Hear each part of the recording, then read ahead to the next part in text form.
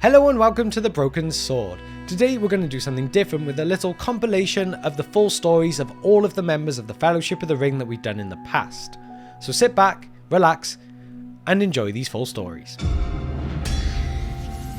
Build me an army worthy of Mordor.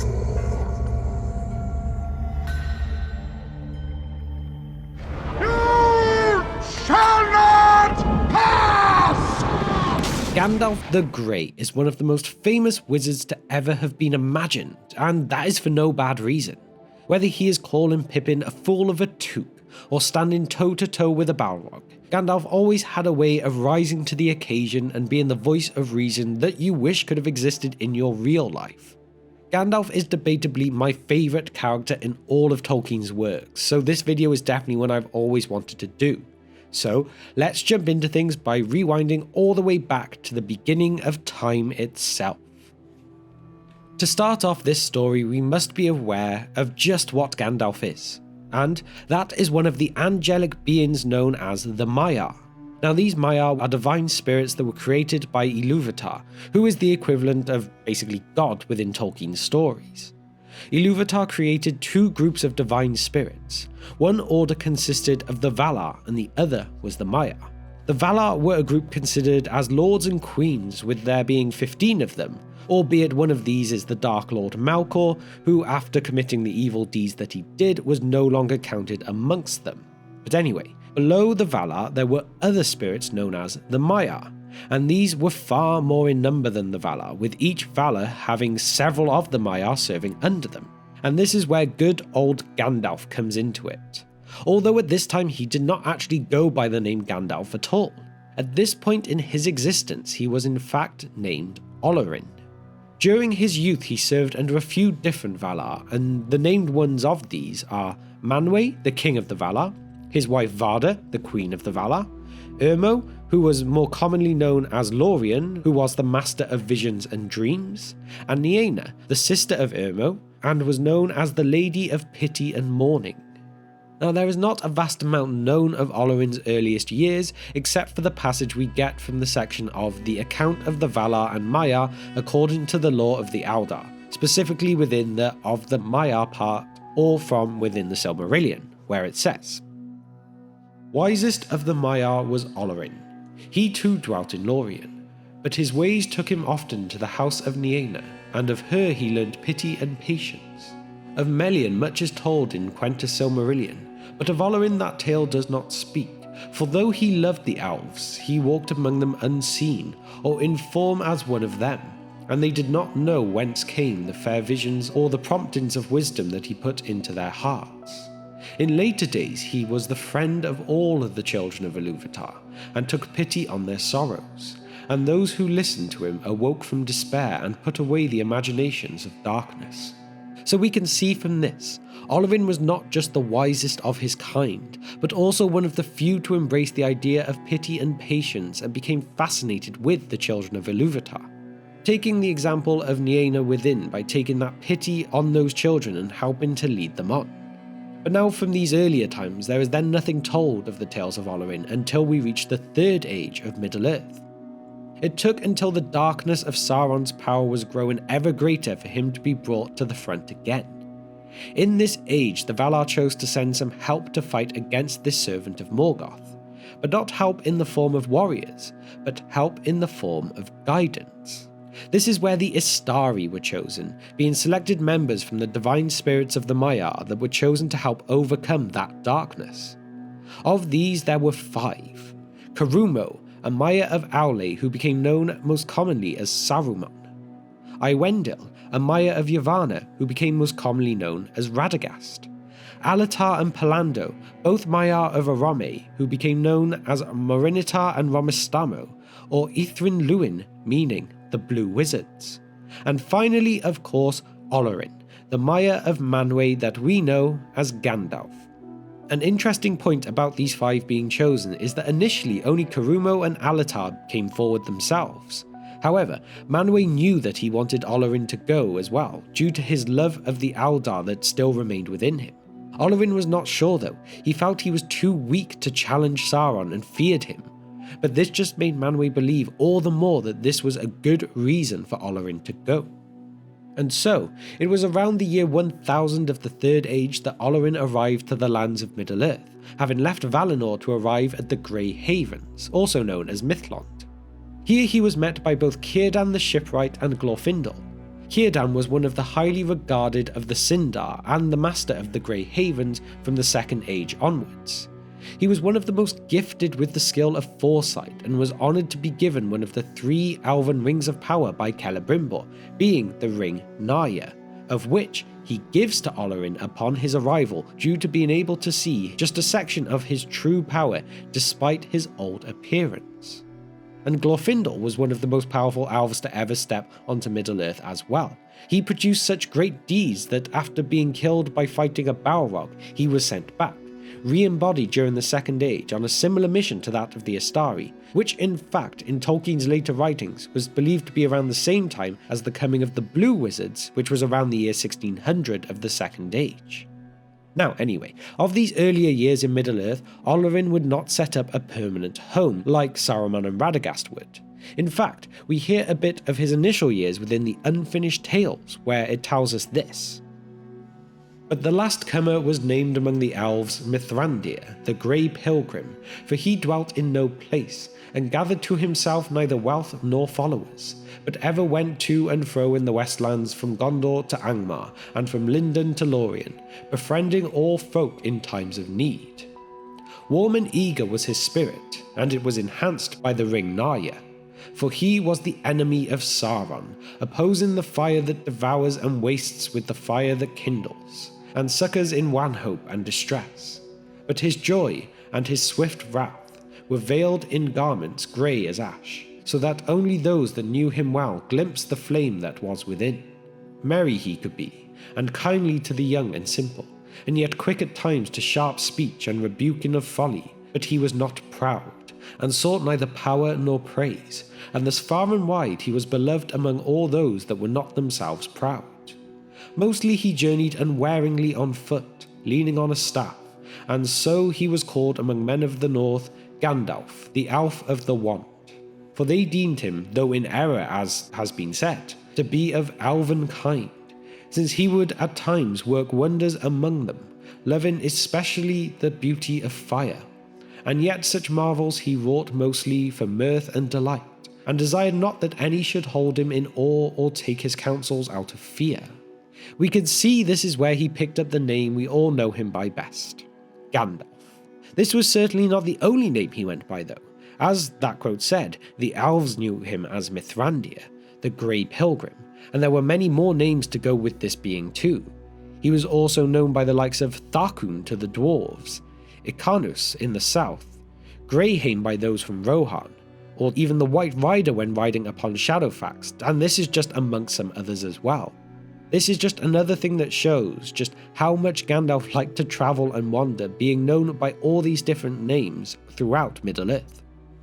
After being in Middle-earth for around 100 years, Gandalf and the others of the Astari discovered there was an evil shadow growing within the forest that used to be known as Greenwood the Great, but now Mirkwood instead, specifically within the fortress of Dol Guldur in the south of the forest.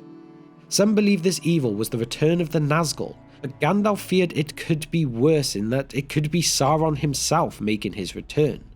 Nothing would be done initially about this though, and so over the next couple of 100 years, this evil would grow and grow. The leader of the Nazgul, the Witch King, would build a fortress in Angmar to challenge Arnor. Orcs would multiply faster and faster in the Misty Mountains, while both Khazad-dûm and Minas Ithil would fall under shadow as well. Despite this, according to Appendix B at the end of The Lord of the Rings, it would take until the year 2063 for Gandalf to finally go and investigate Dol Guldur himself. Gandalf's appearance here caused Sauron to flee. However, at this point Gandalf was not able to confirm the true identity of this evil, only seeing it as the Necromancer. With Sauron having left, this marked the beginning of a time known as the Watchful Peace, a 400-ish year period where Sauron would hide, being too wary to challenge the wise head-on. Instead, here he chose to corrupt men in the east to grow his power more quietly. Despite this being quieter, it did not go completely unnoticed though. But nothing was really done until Sauron returned once more to Dol Guldur in 2460, more powerful than he had been before. So, to counter, a group considered as the wise formed the White Council. The White Council was formed with the purpose of uniting and directing the forces of the West in resistance to the Shadow. There were several members as a part of this group, but not all were named. The clearly stated members were Gandalf, Galadriel, Saruman, Elrond, and Círdan, with other Lords of the Eldar said to have also joined. It was Saruman who was appointed as the leader of this council, although initially Galadriel had wished for Gandalf to be the leader, but due to Gandalf wishing to never set down roots and being able to continue wandering as and when he wished, he declined this offer. Not much apart from the initial leader seemed to be decided at this first meeting, so Gandalf went back to his wanderings. In the following years, Gandalf visited many places, and it was around this time that he first came across the people known as the Hobbits in the Shire, and he quickly befriended them. This turned out to be quite fortunate for the Hobbits as well, as Gandalf gave them great aid to when they suffered the long winter in 2758. It was also here that Gandalf first witnessed the bravery and willpower of this race, which of course would set up many of his plans in the future. There was another period of quiet from Gandalf for the next 100 years, until he took it upon himself to look for the Dwarf King Thrain II of the Lonely Mountain, who had disappeared while camping under the eaves of Mirkwood, where he had in fact been captured and taken to Dol Guldur to be tortured by Sauron, so that he could take back the Dwarven Ring of Power that he had in his possession. Initially, Gandalf had no joy in locating him though. During these travels, said to be after the year 2845, Gandalf had travelled into and through the abandoned realm of Khazad-dûm in his search. He had entered from the east and exited through the doors of Durin on the western side. Having exited this side meant that he did not learn how to open them from the outside, as becomes apparent later as a part of the Fellowship.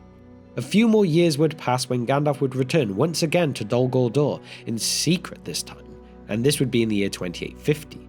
Here he found Thrain within the pits, but not just this. Gandalf made the important discovery here that the Necromancer was in fact not one of the Nazgul.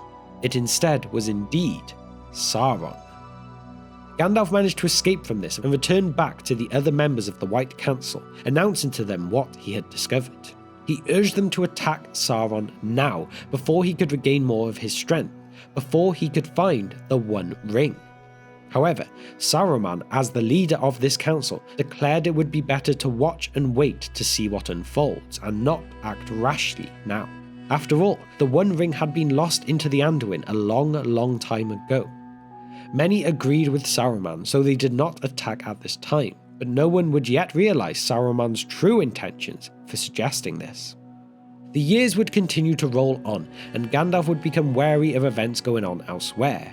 He heard word that Smaug the dragon had claimed Erebor and destroyed the town of Dale, which led Gandalf to worry Sauron would try to create an alliance with this great beast to further enhance the strength of his forces, as well as gaining a stronger hold of the northern passes as well. So Gandalf wished to find a way to disrupt this. And this is where he received convenient word that the exiled Dwarf King of Durin's folk, Thorin Oakenshield, was in fact hatching a plan to retake the mountain.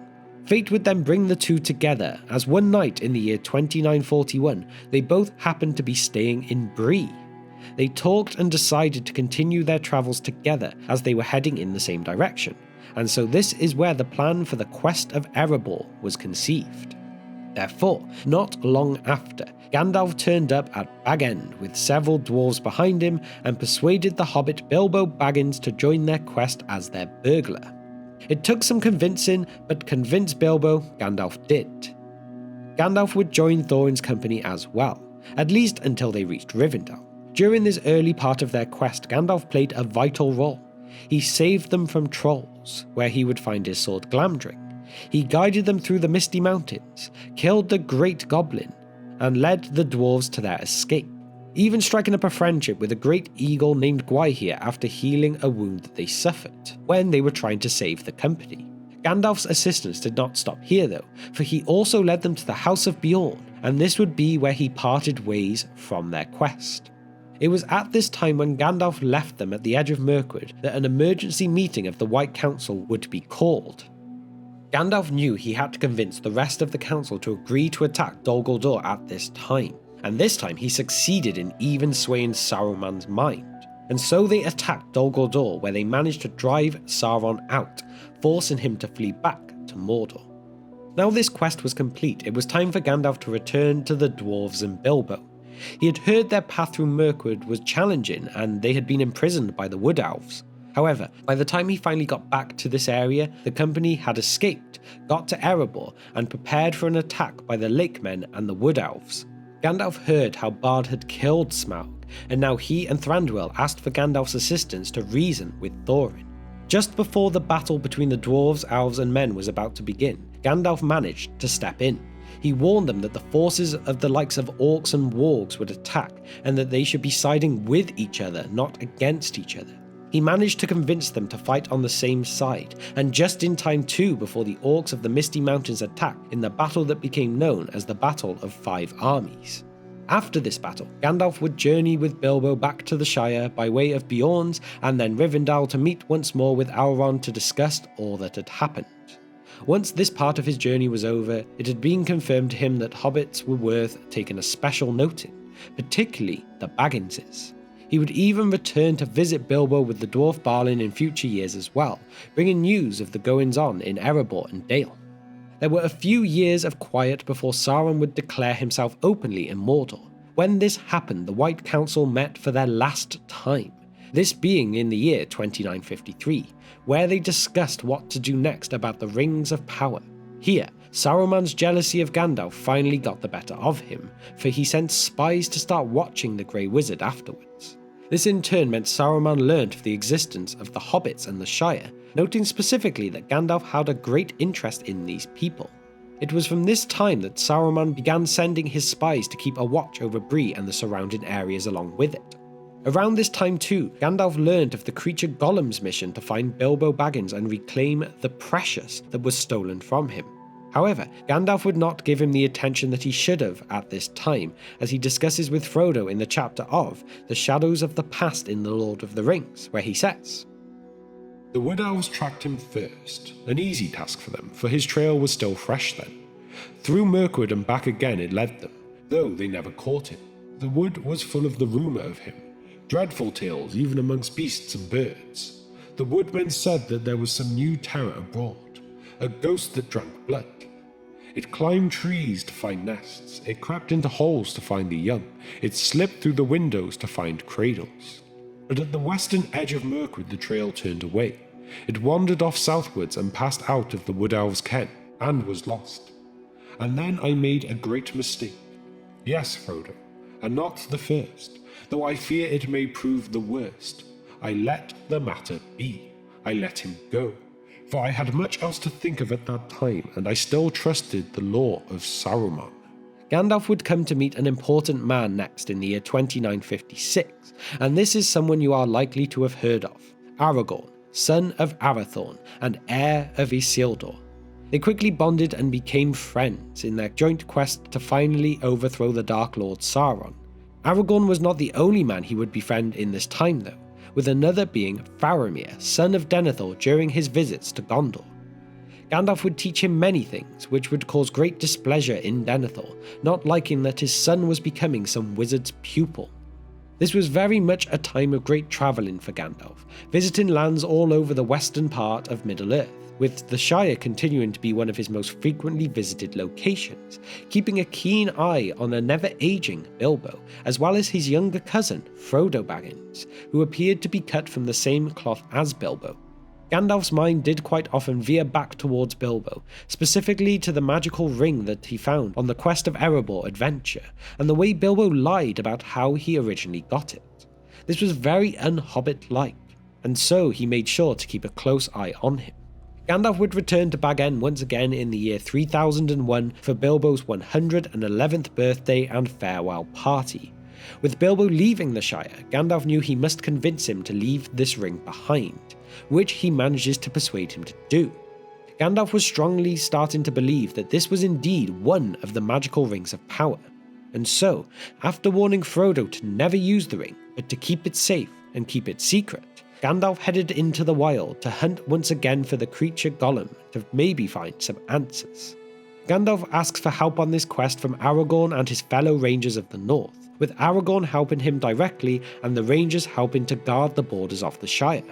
This hunt would go on for several years, with Gandalf only occasionally popping back in to check up on Frodo, but only ever under the veil of nightfall. During one of Gandalf's visits back to Minas Tirith, this time specifically to study the records that they kept, Gandalf found the Scroll of Isildur, all but revealing that Bilbo's magical ring could well be the One Ring. Conveniently, Gandalf would then receive word that Aragorn had succeeded in locating Gollum, and so he journeyed to Mirkwood to interrogate him for the answers that he hoped for. The information that he got from Gollum sent waves of fear through him. He learned that Gollum had revealed the names of the Shire and Baggins to Sauron when being captured in Barad-dûr. Gandalf made for the Shire with as much haste as he could muster. It is now April of 3018, and Gandalf has reached the Shire, and he manages to confirm with Frodo once and for all that this magical ring is indeed Sauron's old One Ring. Gandalf's plan was for Frodo to get the ring to Rivendell as soon as he could realistically do, which Frodo chose to do after his next birthday so as to not arouse suspicion.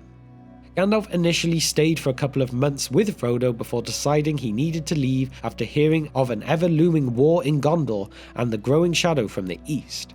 He said to Frodo that he would be back before his birthday though, so as they could travel together. However, this did not go to plan. On his travels, Gandalf ran into the brown wizard of his order, Radagast, who brought him a message from Saruman, who said he needed to speak to him urgently, as the Nazgul had been seen looking for the Shire. And so, Gandalf made for Isengard to meet with Saruman, but stopped at Bree to leave a message for Frodo at the Prancing Pony with the innkeeper, Barlaam Butterbur, who of course forgets to send that letter. But now at Isengard, Gandalf learns of Saruman's true intentions, and after rejecting the chance to join him, becomes imprisoned upon the peak of Orthanc. Gandalf is rescued by the great eagle Gwaihir, who carries him to Rohan, where he manages to obtain the mighty horse and chief of the Miras, Shadowfax. Gandalf once again headed for the Shire with as much speed as he could muster, and upon his arrival he learns that Frodo had already left when Gandalf had not returned in time. He also hears of Black Riders having been in the area too, and he begins to fear for Frodo, and so he makes for Bree, where he learns that Barlaam had never sent his letter. But somehow Frodo and his friends had still managed to come under the watch of Aragorn nonetheless. After a night's rest in the inn, Gandalf made for Weathertop, as here he could get the best view of the surrounding land to try and observe what is going on. Once again this did not go smoothly for Gandalf, as at night he was attacked by not just any simple men, but by the Nazgul.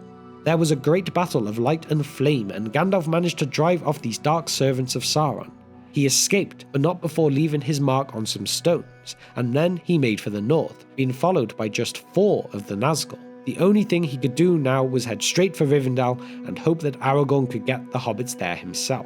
As they had approached the Elven stronghold, Gandalf helped Elrond to cause a flood in the Bruinen to drown the riders that followed them, and so they could survive the final stretch.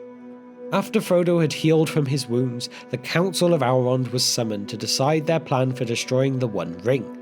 Gandalf joined the Fellowship of the Ring as one of the 9 Walkers, and was chosen as their leader, with their first task being to cross the Misty Mountains, as Gandalf did not wish to even attempt to go near Isengard. This first plan failed as a terrible storm prevented them passing, and so, against Gandalf's better judgment, they took the passage of the ruins of Moria instead. Despite Gandalf having previously exited through the doors of Durin, it took some time for him to remember just how to enter this way instead. But they succeeded in getting in the end, and so they made their way through the maze of underground tunnels and halls. In time they would reach the Chamber of Mazarbel, where the Fellowship discovered that Balin and a party of dwarves had attempted and failed to reclaim this kingdom of their ancestors. The Fellowship's presence here had alerted the orcs that slept in Moria though, and so they were attacked. But the Fellowship managed to survive this initial assault and flee, making their way to the eastern gate that Gandalf was now aware of how to reach. Orcs were not the only thing that they had woken. Durin's Bane came for them, a Balrog of Morgoth, and well, from here it is quite well known what happened next. The Balrog reached the bridge. Gandalf stood in the middle of the span, leaning on the staff in his left hand.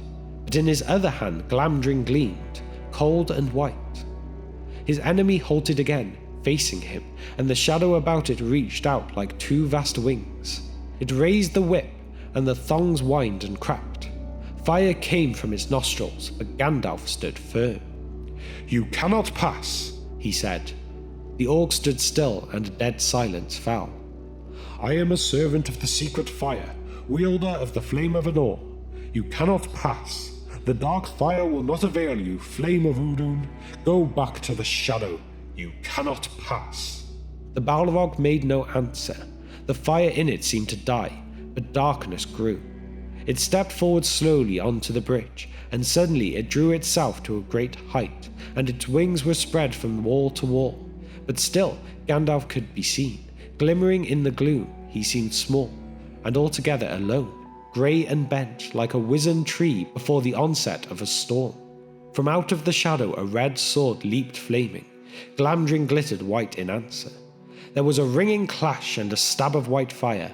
The Balrog fell back, and its sword flew up in molten fragments. The wizard swayed on the bridge, stepped back a pace, and then again stood still. "You cannot pass," he said. With a bound, the Balrog leaped full upon the bridge. Its whip whirled and hissed. "He cannot stand alone," cried Aragorn suddenly, and ran back along the bridge. "Elendil!" he shouted. "I am with you, Gandalf." "Gondor!" cried Boromir, and leaped after him. At that moment Gandalf lifted his staff, and cried aloud. He smote the bridge before him. The staff broke asunder and fell from his hand. A blinding sheet of white flame sprang up.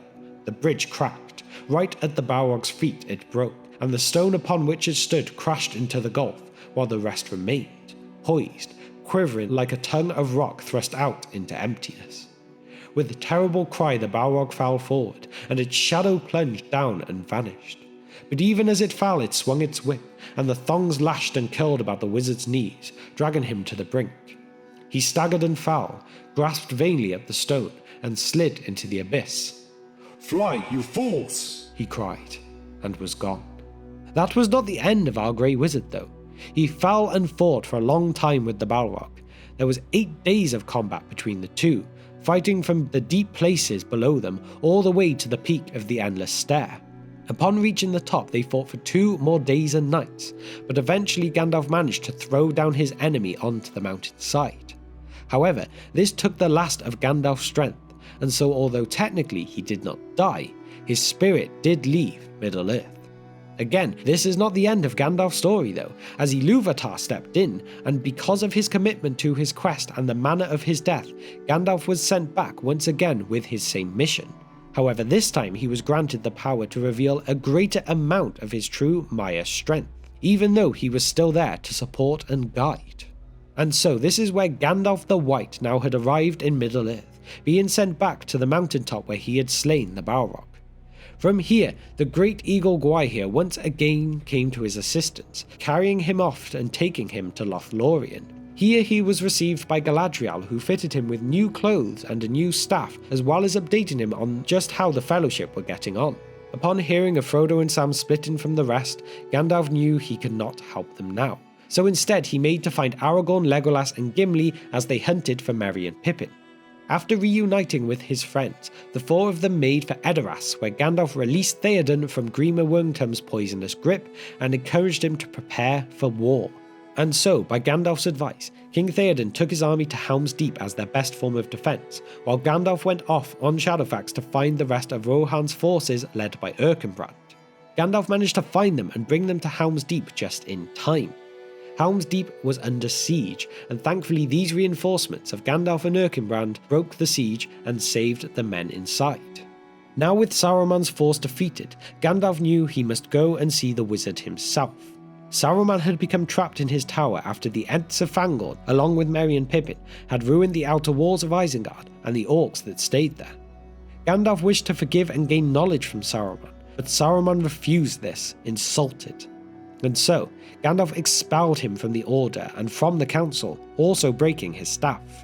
Now that there was definitely no hope for Saruman, Gandalf's mind quickly turned towards Gondor. He knew Sauron would be launching his attack at any time, and they had to go to their aid.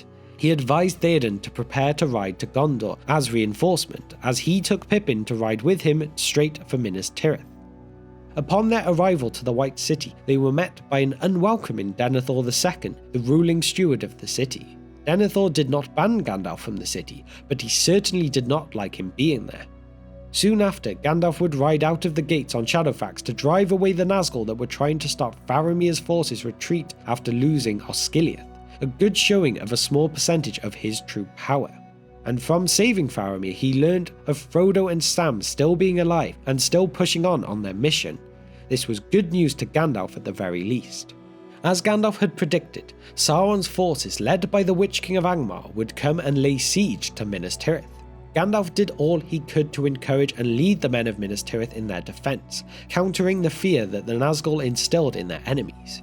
But there was little he could do to defend against catapults, and so it did not take long for the bottom level of the city to start falling and be caught on fire. Gandalf would lead by example though, as when the forces of Mordor broke the main gate, Gandalf alone stood at the entrance to fight off any enemies. It was not just any enemy that appeared here though, it was the Witch King of Angmar that rode himself upon his horse into the archway. Gandalf did not waver. However, this standoff never reached its climax as the horns of Rohan sounded out. Theoden and his army had arrived just in time, and so the Witch King sped off to deal with this threat. There was no rest for Gandalf though, as Pippin found him and told him of Denethor's plan to burn both himself and Faramir alive, as grief had overcome him. Gandalf managed to save Faramir just in time, but not Denethor. As for the siege though, after the arrival of both the Rohan force and the force brought by Aragorn from the southern fiefs, the forces of good managed to break the siege and wipe out Sauron's attacking force. Gandalf's role in this battle can really not be understated. Again though, there was no time to rest after this battle, as Sauron still had power, and so the leaders of the remaining men elected Gandalf as their leader for the remainder of the war. Gandalf knew that whatever they did would be in vain if Frodo was to fail his mission, so they needed to do anything they could to help him complete his quest. He advised they took their armies north to the Morannon and distract Sauron so that Frodo's passage, which would most likely be coming from the opposite direction, could go, hopefully, unnoticed. And yes, this would result in the loss of a lot of their lives, but it is all that they could really do to help.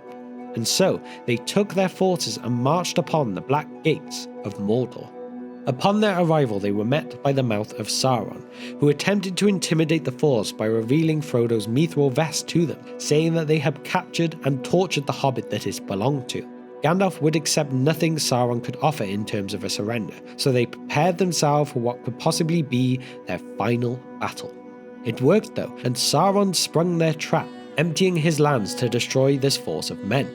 Gandalf's plan had truly worked, as, when the battle was in its full throes, the ring was destroyed. Not by Frodo though, but by Gollum falling backwards into the lava with it. Either way though, their mission had succeeded. The Tower of Barad-dûr began to collapse, the Nazgul burned away, and Sauron was now nothing more than a shadow of what he had once been. One more time here, the great Eagle Gwaihir came to Gandalf's assistance, taking him to go and see if they could find the surviving Frodo and Sam. The joy that Gandalf felt when he found them was incredible, and so the two hobbits were saved. The quest was a success, and they could now begin to rebuild their lives once again. All survivors would then return to Minas Tirith, where they would witness the coronation of Aragorn into King Elessar, with Gandalf setting the crown upon the new king's head. Gandalf's mission was complete, and so, after travelling back with the hobbits to the borders of the Shire, Gandalf would go off to spend his time to talk with good old merry Tom Bombadil. In fact, it was a couple of years until Gandalf reappeared once again, but whether this was 2 years of just talking to Tom, or whether there was something more that he did, we cannot be sure. When Gandalf did reappear though, it was to take Frodo on the white ship over the sea to a man. And so, Gandalf boarded this white ship with Frodo, Bilbo, Elrond and Galadriel, and they all took the journey west together. The wizard that was known as Gandalf returned to being the Maya known as Olorin, and that is where the journey of this divine spirit ends from what we know. I bid you stand! Men of the West! Aragorn, which is Sindarin for revered king, was born in 2931 of the Third Age to Arathorn and Gilrain. With his father Arathorn having been slain by orcs after an arrow pierced his eye, when Aragorn was just 2 years old, he was taken to Rivendell by his mother Gilraine. He was there fostered by the elven lord Elrond, who cared for him as if he was his own son. Elrond decided that Aragorn's identity as Isildur's heir, and heir to the throne of Gondor, should be kept a secret, as he would be vulnerable and targeted by the enemy. Aragorn was then named Estel, which is Sindarin for hope. His childhood was likely difficult, as everyone around him, with the exception of his mother, was likely hundreds or maybe even thousands of years older than him. He surely often wondered about his father, who no one would tell him about because of the decision to keep his identity secret, even from him. By the time the events of The Hobbit came around, he was 10 or 11 years old and was probably doing what any normal kid that age was doing. He was likely being educated in history and other subjects that a child in Middle-earth would need to know, and he had likely already began his combat and survival training and was sufficient in the skills that he would need later in life. It's highly unlikely that he got to meet Bilbo and Thorin's company as they passed through Rivendell. The entire reason that he was there in the first place was to hide from Sauron. However, the heirs of Isildur had often been hidden in Rivendell in the past, so news that there was a 10-year-old man there after his line was apparently extinct would likely have raised a lot of questions. Now, obviously this part is all pretty much speculation, as it's impossible to know exactly what he was doing around this time, but I'd say it's fair to assume that this would be a fairly accurate guess. So over the next few years, Aragorn accompanied the twin sons of Elrond, Elladan and Elrohir, on their journeys, just like his father had once done. We don't know a great detail about their adventures, but it's likely that these years would have been where he developed his skills in battle. It is said that he grew to be a fair and noble man, and was very mature for his age. Elrond decided to reveal his true name and ancestry after he returned home from a journey with Elladan and Elrohir in the year 2952 of the Third Age, when Aragorn was 21 years old. As a part of this reveal, Elrond delivered to him the heirlooms of his house, the shards of Narsil and the ring of Barahir. It was the day after this revelation that Aragorn was sat in the forest, full of hope, singing a part of the Lay of Luthien. He was singing of the meeting of Beren and Luthien when Arwen, daughter of Elrond, who had just returned from living in Lothlorien, appeared in front of him. He thought that Luthien herself had appeared, and he instantly fell in love with her. The full tale of Aragorn and Arwen is perhaps a story for another day, so if you'd like to see a video about that, let us know in the comments down below. So after this, Aragorn took up his real name, Aragorn, the 16th chieftain of the Dunedain. He took leave of his mother and Elrond in Rivendell and entered into the wild. Aragorn then met with Gandalf the Grey in 2956, and the two became great friends. It was actually at Gandalf's advice that Aragorn became interested in the Shire, and became then known as Strider in this region. Over the next 23 years, Aragorn aided the West in their battles against Sauron and his allies.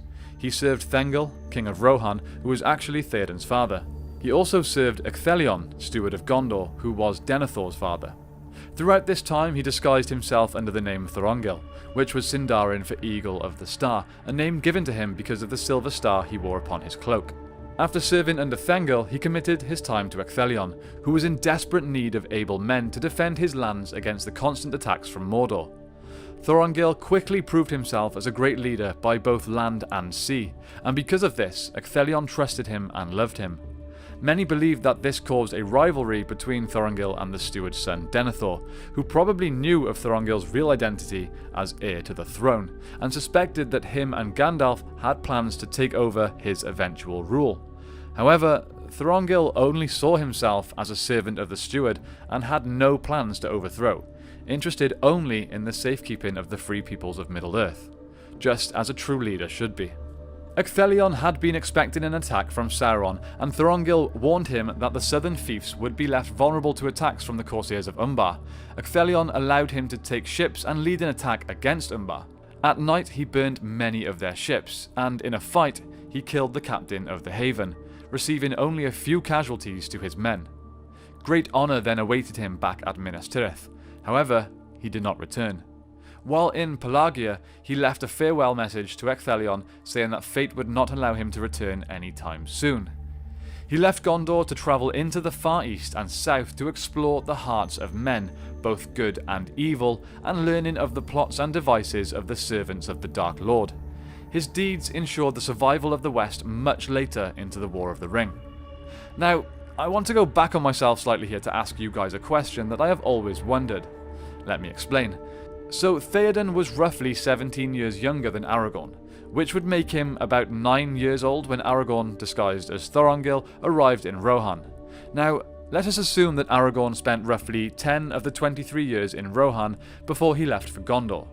That would put Theoden in his late teens by the time that Aragorn left. Now, by the time that Theoden is freed of Saruman's magic in the Two Towers, did Theoden know that Aragorn was Thorongil, the man from his childhood? Because he certainly did not know that Thorongil was Aragorn, so does he think that they are separate people? Does that even make any sense? If you get what I'm saying, please let me know your thoughts on that whole situation in the comments down below. I don't know why, but I find things like that extremely fascinating. Anyway, moving on. In the year 2980, Aragorn, on his journey back to Rivendell, entered Lothlorien. Here he met again with Arwen. For one season they wandered together, and Arwen pledged her hand to him in marriage. Elrond gave Aragorn his permission to marry his daughter, on one condition. He had to first become the king of both Gondor and Arnor, for only a king would be worthy of Arwen's hand. This seemingly harsh condition was actually very similar to another tale in Middle-earth's history, when King Thingol requested that Beren obtain a Silmaril from Morgoth before he was able to marry his daughter Luthien. Now, unfortunately, very little is known about Aragorn's exploits over the next 20 years, until the year 3001, when he began to assist Gandalf in his search for news on the creature Gollum. Gandalf had started to suspect that the ring Bilbo Baggins found near Gollum's lake may in fact be the One Ring. In 3007, he returned to Meriadoc to visit his dying mother for the last time. She sadly passed away before the spring of that year. Aragorn searched intermittently then over the next few years for Gollum, and he finally caught up with him in the Dead Marshes on the 1st of February in the year 3017. He then travelled with the captured Gollum through the northern Emyn Muil to prevent being found by Sauron's spies. He travelled further north along the edges of Fangorn Forest and then through Lothlorien. It was here that the elves then sent a message to Gandalf to inform him of the situation. He then travelled alongside the Anduin to the north until he arrived at the Carrock. Then, with the help of the Beornins, he crossed the river and entered Mirkwood. Here he gave custody of Gollum to the elven king Thranduil to be held captive. Then he returned west and met with Gandalf at Sarn Ford and learned of Frodo's plans to leave Bag End with the One Ring. Aragorn then returned to his own lands, and shortly after was informed by the elves that Black Riders had been spotted and Gandalf was suspected missing, as nobody had received messages from him. Aragorn and his rangers kept a watch over the Shire and its surrounding lands, looking for any sight of Frodo, but no news came of him leaving Buckland. Soon after, while staying in Bree, Aragorn, known here as Strider, crossed paths with 4 young hobbits at the Prancing Pony Inn. And this is of course where Aragorn's story picks up in The Lord of the Rings. We know that he went on to help both Rohan and Gondor in the wars against Sauron, so I won't go into too much detail here, as I'm pretty sure the majority of you are fully aware of that part of his life in quite a lot of detail. So let's skip ahead to his coronation. After Sauron's eventual defeat, Aragorn became crowned as King Elessar, a name that was given to him by Galadriel. He was the 25th king of Gondor and the 26th king of Arnor, but the first king of the reunited kingdom. Though it was actually a few years before he managed to establish full authority in Arnor, a kingdom which had long since fallen. Now the rest of Aragorn's timeline does lack a lot of detail, so I'm just going to talk about what I know from the appendices and the history of Middle-earth books and expand upon them the best I can. We know that after his coronation, Aragorn made Faramir one of Gondor's highest ranking nobles and one of the king's main commanders. He was also appointed the Prince of Ithilien and the Steward of Gondor. Aragorn trusted Faramir so much that whenever he left the city, he left rule of Gondor to him. It's also likely that Aragorn received a lot of help from Faramir when he needed to deal with any remaining threats. One of the biggest threats to the free peoples of Middle-earth after the War of the Ring did not come from orcs, but from Easterlings, a race of men that came from the lands of Rhûn near Mordor. Aragorn led a number of campaigns to eliminate and defeat them. He eventually did conquer them and added some of their lands to the reunited kingdom. Hereafter, the Easterlings ceased to be a threat, and very little is known about their lives after this. I'm not entirely sure when exactly in the timeline this happened, whether it was at the very tail end of the Third Age or the start of the Fourth Age. Again, if anybody knows this and can provide a reference to where it is stated, please let me know in the comments down below. Maybe we could write a fanfiction on this period one day. That would be cool. We also know that Elisar officially married Arwen, daughter of Elrond, brother of Elros, the first king of Númenor, which actually restores the high lineage of the royal house. However, the long lifespan of Númenóreans was not restored and continued to wane until it became that of other men. Elrond finally gave Aragorn the scepter of a Númenas, an heirloom that he had previously told Aragorn that he must first earn.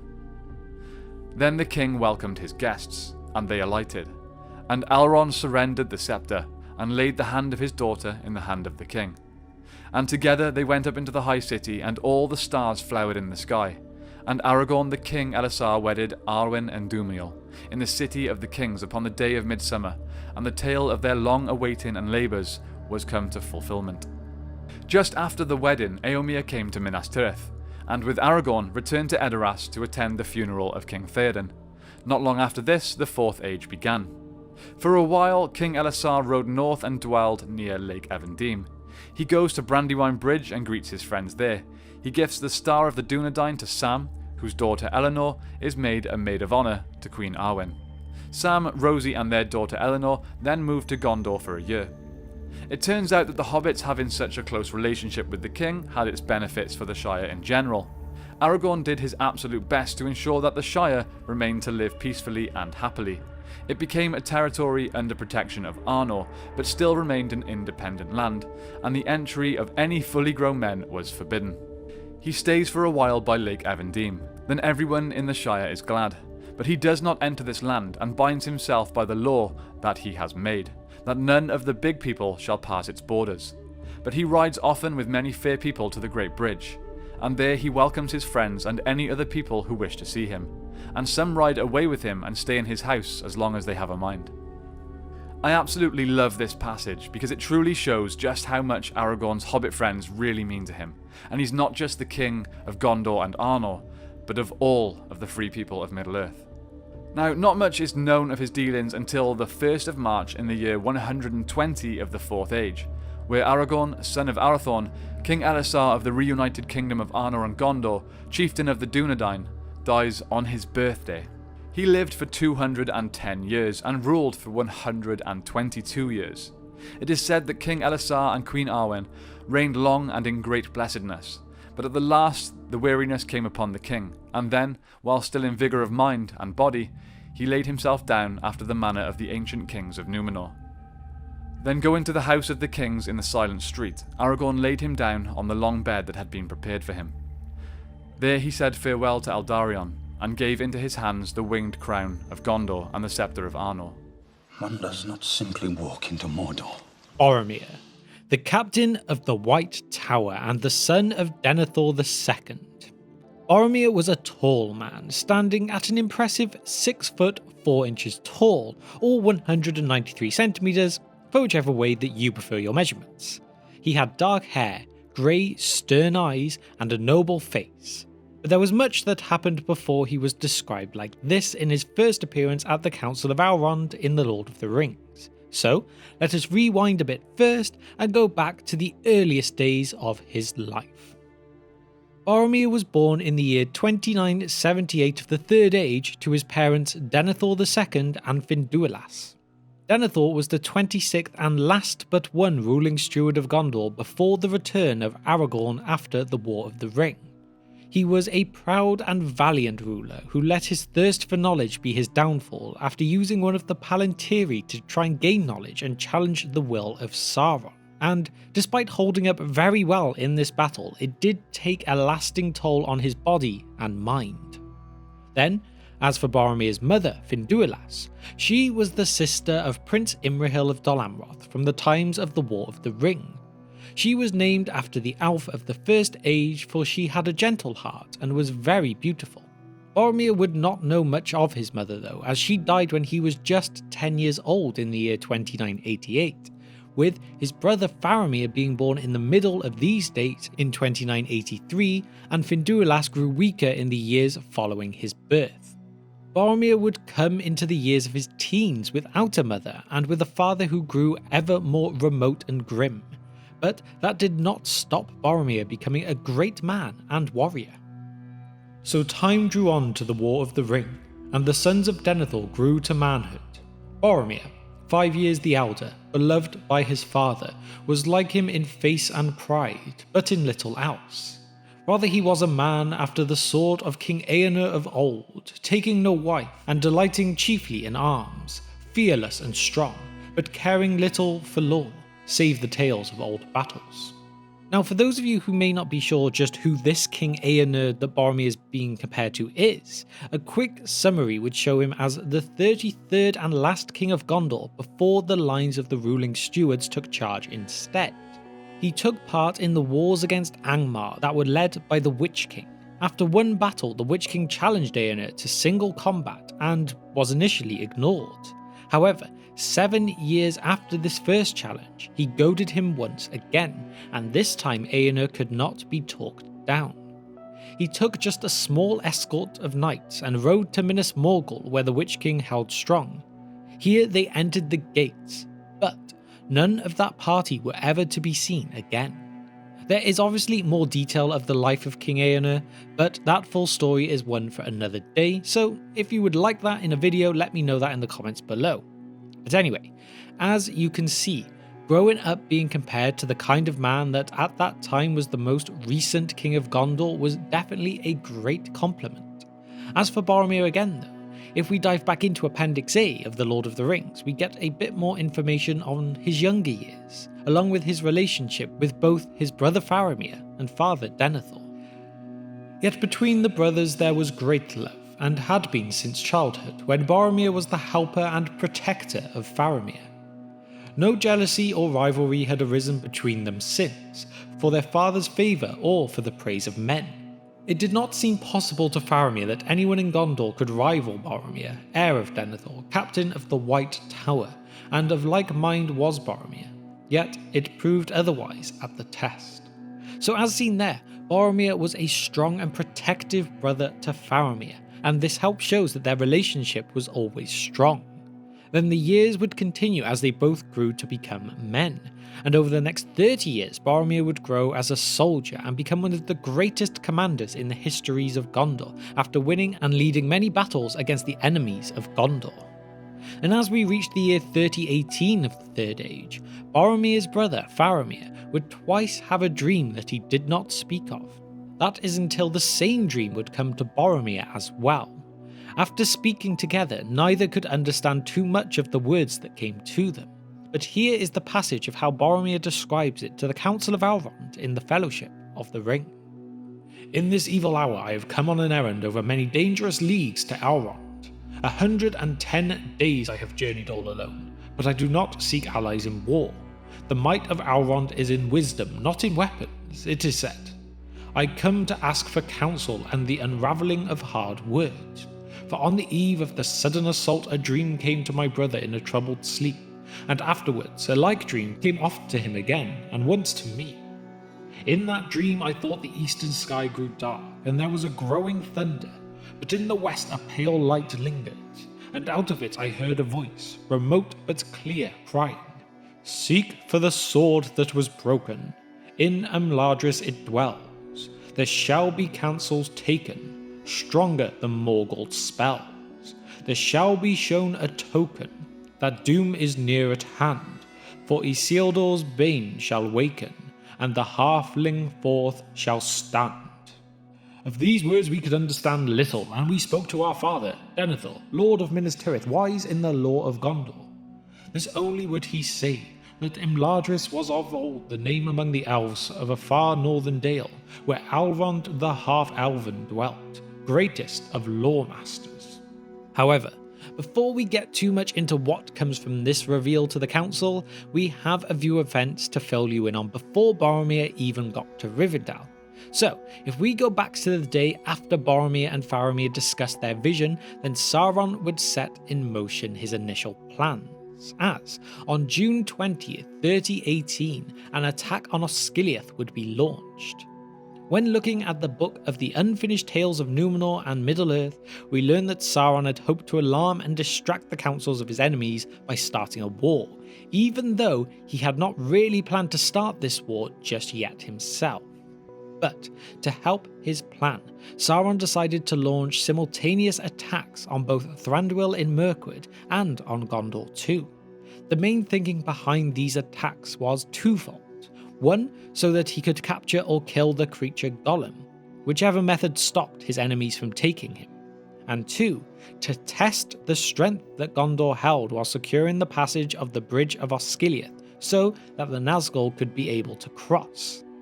Sauron's plan mostly worked, but not completely though, as Gollum managed to escape out of the clutches of the elves just like he had hoped, but not to the point that Sauron could capture or kill him himself, and the bridge was not so easily taken. Sauron had underestimated the valour that was held in Gondor, with Boromir leading their defence. In the end, this meant that Boromir and Faramir were able to drive their enemies back and destroy the bridge, preventing Sauron's forces from using it at all. Although 8 of the Nazgul had managed to sneak across it in the night to go on their hunt. But the men of Gondor were unaware of this, as the Nazgul had other missions than to deal with them, so they felt that they had really earned their victory. But Sauron had succeeded with his goal too. From this battle, it was in fact only Boromir, Faramir, and 2 other soldiers of Gondor who had managed to survive the assault, having to swim away at the end to save their lives. But at least for now, from the perspective of Gondor, they had at least a small victory over the re-emerging Sauron and Witch King. A couple more weeks would pass after this battle, and both Boromir and Faramir continued to be troubled by the prophetic dreams that they had. They wished to set out for this Imladris for answers, of which they learned was also more commonly known as Rivendell due to the knowledge of Denethor. However, that journey would be no simple walk into Mordor. It would be long, dangerous, and full of testing moments. And so, Boromir knew he could not let his brother go on this journey, and he decided he must be the one to take on this quest himself. And so, Boromir sets out from Minas Tirith on July 4th, and would not arrive in Rivendell until the 24th of October, 3 months later. When Boromir made his great journey from Gondor to Rivendell, the courage and hardihood required is not fully recognised in the narrative. The north-south road no longer existed except for the crumbling remains of the causeways, by which a hazardous approach to Tharbad might be achieved, only to find ruins on dwindling mounds, and a dangerous ford formed by the ruins of the bridge, impassable if the river had not been there slow and shallow, but wide. So as we get the idea of there, Boromir would pass through the Gap of Rohan and travel through the lands west of the Misty Mountains, trying to take the north-south road that no longer existed except for crumbling remains of the old causeways. Boromir would lose his horse while crossing the Graveflood, so he would then have to tackle the remainder of his journey on foot. But despite the struggle, 110 days after leaving Minas Tirith, Boromir would finally step foot in Rivendell during the night. Boromir's timing would be a convenient thing as well, for not long after his arrival he would attend the Council of Elrond, and here he revealed his dream to the others, as I showed in the quote earlier in the video. Also during this council, Boromir learns of the likes of the ranger known as Aragorn, the shards of Narsil, the hobbit Frodo Baggins, the One Ring, of which he knew of as Isildur's Bane, and much more. In fact, it was a thing to behold for Boromir when he first set eyes on a hobbit, as the Unfinished Tales book tells us. Thus, no halfling, so far as is known, had ever actually appeared in Gondor before Peregrin took. The existence of this people within the Kingdom of Arthedain was known in Gondor, and they were given the name Halfling. As soon as Frodo was brought to Boromir's notice at the Council of Elrond, he recognised him as a member of this race. He had probably until then regarded them as creatures of what we should call fairy tales or folklore. Boromir would not just learn from the council, but also tell them of the current struggles in Gondor, but also their vigilance as no force from Mordor had yet crossed the Anduin in their realm. After all, he had not come all this way to ask for reinforcements in the shape of soldiers, but instead for counsel on his and Faramir's vision. After learning the answers to his riddle, Boromir wished to take the One Ring back with him to Gondor to use it to defeat their enemy. However, this was of course turned down. After all, the One Ring could only be truly wielded by Sauron, and Sauron alone. However much it may have been the intention of a different user to do good with it, it could just not be used for good in any shape or form. It would always twist the deeds and good intentions to evil, jealousy, and corrupt the mind. And so, Boromir had received the answers that he had travelled all that way for, and so his intention now was to return home to Minas Tirith. After all, the war was still going on and he had his people to defend. However, this would mean, at least for a time, that Boromir would decide to join the Fellowship of the Ring, at least for as long as it took them to pass by Minas Tirith on his way home. And so, on December 25th, 3018, Boromir and the Fellowship of the Ring set out from Rivendell. From Rivendell, the Fellowship would set out east, with their first challenge coming when they reached the tallest peak of the Misty Mountains, Caradhras. Here, Boromir showed his first example of leadership to the group by telling them that they should all carry a faggot of wood, as the cold weather could be deadly up there. This ended up being a saving grace for the company, as they did indeed get caught by the cold weather, with them in fact getting caught in a blizzard. It even got so bad that both Boromir and Aragorn had to physically carry the hobbits back down the mountain when they realised that the Redhorn Pass was unpassable. With that way no longer an option, Boromir suggested to the group that they should travel south down to the Gap of Rohan or the Isen, so that they could then go through the lands to the south and onwards to Minas Tirith. However, this was declined by Gandalf, saying how due to Saruman's now open treachery that way would not be safe or wise for them to take. It was instead thought that they should pass through the mines of Moria under the mountains. However, not being one to not get his point across, Boromir made it clear to the group that he was 100% against this idea, and said that the only way he would take that path was if all 8 of the other members voted against him, which they did. So, Boromir and the Fellowship reached the doors of Durin, and here he grew frustrated and angry, as despite the others forcing him to come to this accursed spot, as he called it, Gandalf did not actually know the password to get inside the mines.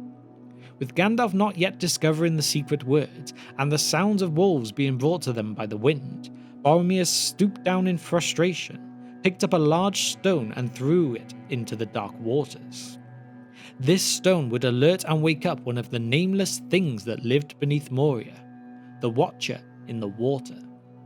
The Watcher attacked the group, and despite a close call with it grabbing Frodo by the foot, they all managed to escape its clutches and make their way into the mines, with no method of retreat now open behind them.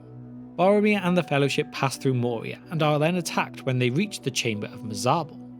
They all survive this initial assault and escape to the Bridge of Khazad-dûm, where they are attacked once again by a group of orcs, except this time there is also one of the corrupted Maiar of Morgoth, a Balrog.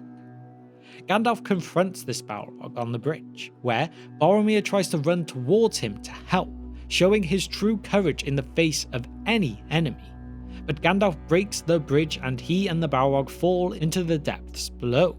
From here, Boromir and the remaining Fellowship move out of the mines and then into Lothlorien, despite Boromir also being against this idea.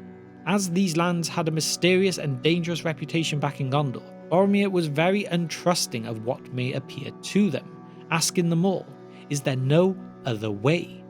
But again, the group votes against him, as Aragorn explains it is either forwards through Lorien or backwards back to Moria Gate and the mountains.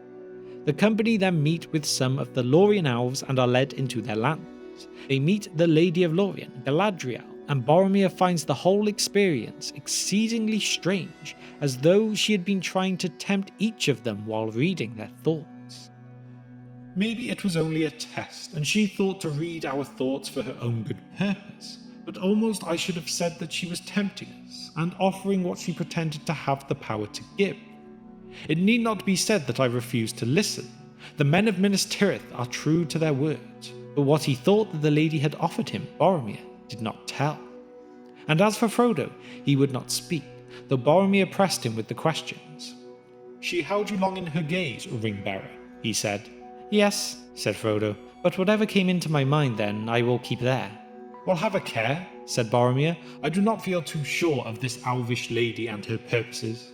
Boromir is then warned by Aragorn to speak no evil of the Lady Galadriel, for her and her land possess no evil, that is, unless a man brings the evil himself.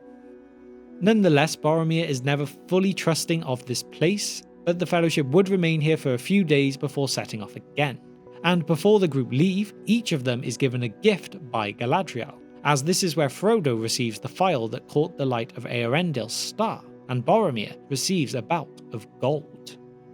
From here, the next part of their journey involves them sailing down the Anduin, with Boromir sharing his boat with Merry and Pippin. The two hobbits became increasingly wary of Boromir as they sailed along, for Boromir was becoming more and more affected by the draw of the One Ring, having an unusual glint in his eye when he looked at Frodo, as well as sitting and muttering to himself, biting his nails as if some restless or doubt consumed him. He even has an unusual moment of trying to see Frodo after the situation with Legolas shooting down a dark shape moving above them in the sky. He is falling further and further away from the noble man that had left Minas Tirith the longer that he stays within proximity to Frodo and the One Ring. The Fellowship then shortly after reach and camp at Parth Galen, close to Amon Hen and the high seat that sits upon it, with them trying to decide what their next direction should be. Yet again, Boromir and Aragorn disagree on what their next path should be, with Boromir again wanting to take the most direct path towards his lands, and Aragorn not wishing to abandon their boats until they have no other choice. However, with Boromir realizing that Frodo will choose to stay with Aragorn whatever he decides, he backs down. When the company was resting, Frodo gets up and wanders off to give himself some time to think alone, but Boromir could not take his eyes off of Frodo, and so he follows. Frodo felt as though unfriendly eyes were watching him, and he came to see Boromir staring at him, but with a face that at least appeared kind and smiling. He sits with Frodo under the veil of counsel and kindness. That is until the One Ring is mentioned. Ah, the ring, said Boromir, his eyes lighting. The ring! Is it not a strange fate that we should suffer so much fear and doubt for so small a thing? So small a thing. And I have seen it only for an instant in the House of Elrond. Could I not have sight of it again? Frodo looked up. His heart went suddenly cold. He caught the strange gleam in Boromir's eyes, yet his face was still kind and friendly. It is best that it should lie hidden, he answered. Boromir attempts to persuade Frodo to bring the ring to Minas Tirith, with the poison of the ring getting an ever greater hold upon him. Boromir becomes enraged then and even tries to take the ring from Frodo when he does not agree, but Frodo manages to put on the ring and escape from his grasp. As Frodo gets away, Boromir becomes overwhelmed with the realization of his actions. He is appalled with himself. He weeps and calls for Frodo to come back and for forgiveness, but it is too late. Upon returning to the others, Boromir, looking grim and sad, did not reveal the whole truth to them all of what had really just happened. And then, when Merry and Pippin go off in search of Frodo, Boromir is sent to watch out for them and guard the two hobbits. This is where the company are ambushed by orcs and uruks of Saruman. Boromir initially saves Merry and Pippin after they become surrounded.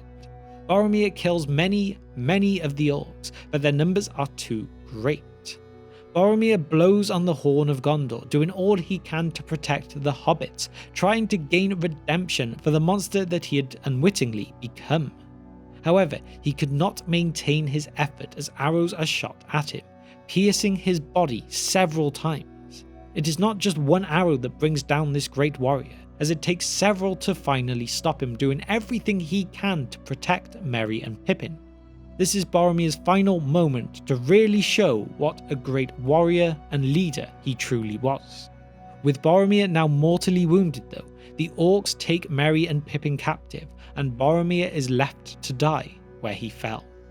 However, just before Boromir would take his final breath, Aragorn manages to find him, and Boromir reveals the real truth of what happened between him and Frodo.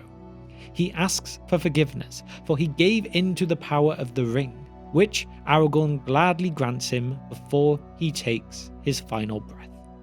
And so, on February 26, 3019, Boromir, son of Denethor, passes on, with his horn being said to have been heard all the way in Minas Tirith on that final day. Boromir died in the way that sums up his true, uncorrupted character, fighting evil and defending the more vulnerable until his body had no more strength to do so. Although he gave in to the temptation and his will could not resist, he was still a powerful warrior, a great leader, and a good man. His body would then be sent over the falls of Rauros on a funeral boat, as Aragorn and Legolas sing a lament to him as well. And then later, 3 days later in fact, his brother Faramir would see the funeral boat sailing past him as he once again heard a blast from the Horn of Gondor, and it is unclear if he really did see this boat or if it all came in a vision. But either way, Faramir brought the devastating news back to his family. So there we have it, a look into the full story of Boromir of Gondor, the eldest son of Denethor and Finduilas and brother of Faramir.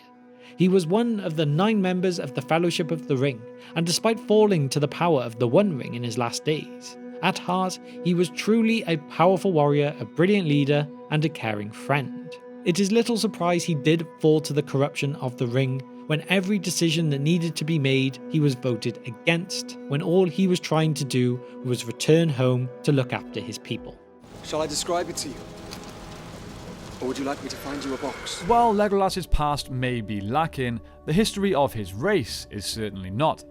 Tolkien went to great depths to explain the traumatizing past of the elves, most of which takes place in the first age of Middle-earth, which is mainly outlined throughout the Silmarillion.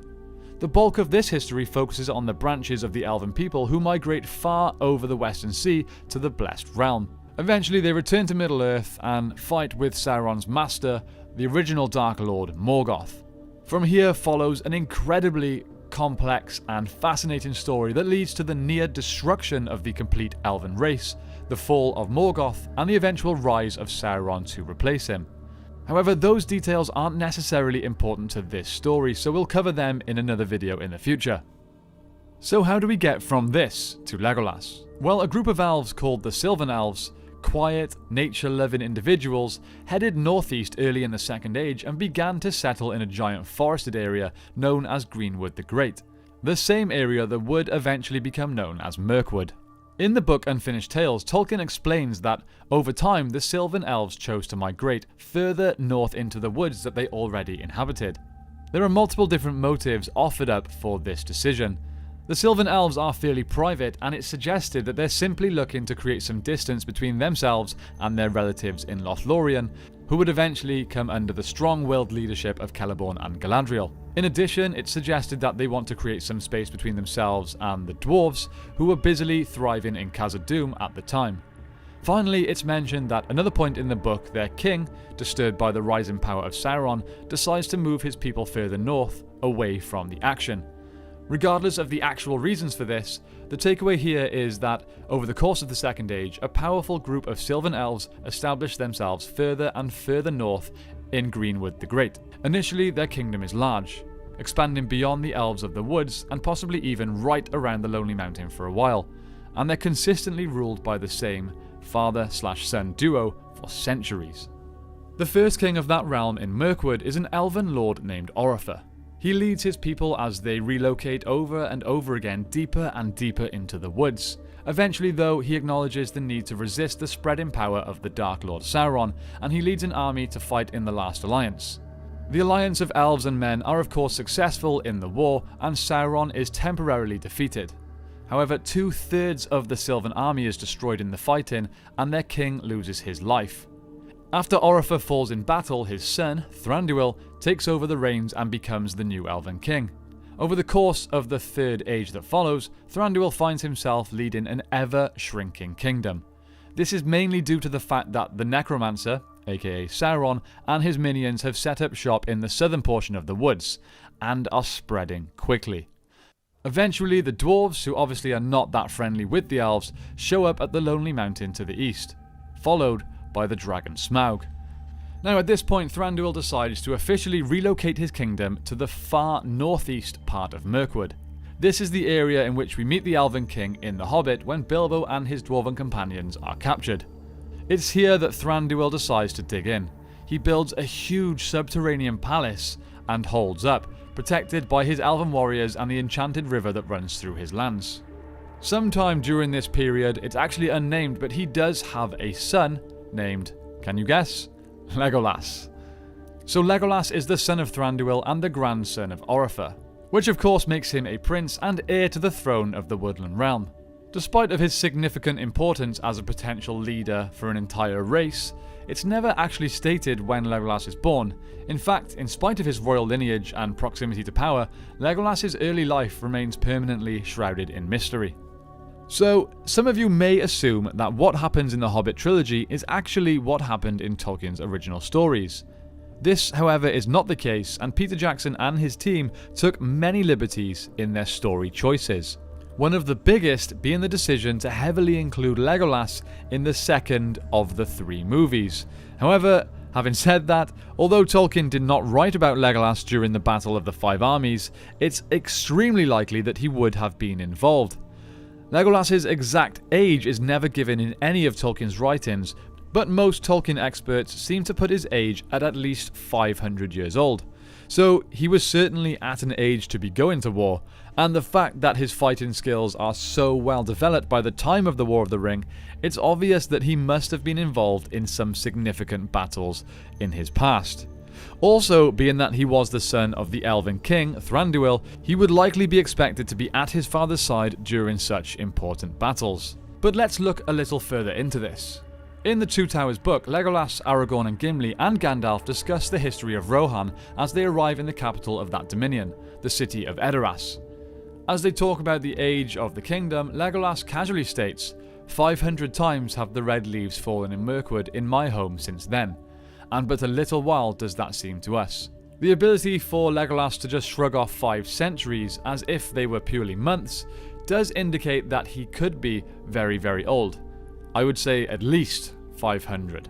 Either way, throughout the history of the Sylvan Elves, the Woodland Realm, Oropher, and even Thranduil, the birth and childhood of Legolas is never brought up.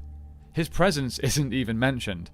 But let's be honest, that is purely down to the fact that The Hobbit was written before The Lord of the Rings, and The Lord of the Rings was where Legolas as a character made his debut. On top of that, to make a guess even more difficult, there's not exactly an obvious cutoff point where the prince could have been born. When we get to the War of the Ring, the Woodland Realm has already existed for approximately 5,000 to 6,000 years, and there's no reason to think that Legolas couldn't have been born before the realm was founded. Anyway, suffice to say that Legolas's age will forever remain a question mark.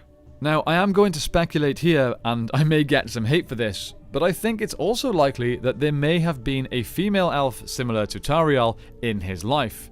Hear me out. So, throughout The Lord of the Rings, we do not hear anything of Legolas and his love life. He concentrates completely on the quest he is a part of and on his companionship amongst his new friends. Perhaps after being hurt by a previous love interest, he decided to just abandon romance for friendship. This will make more sense when you hear about his life after The Lord of the Rings, but we'll get to that soon. We can also work out that it's very possible that Legolas met Aragorn before the story of The Lord of the Rings as well. And no, Thranduil didn't tell him to go and meet a young ranger named Strider like he does in the movie. But we do know for sure that Aragorn took a captured golem to Thranduil in Mirkwood, as it was considered a trusted place to keep a dangerous creature like Gollum. This, of course, is also the home of Legolas. I can imagine that meeting an elven-raised man like Aragorn would have been a bit of an eye-opening experience for a possibly sheltered person like Legolas, who probably spent the majority of his time very close to home. A previous meeting between the two would also explain how Legolas knew something of Aragorn by the time they officially met at the Council of Elrond.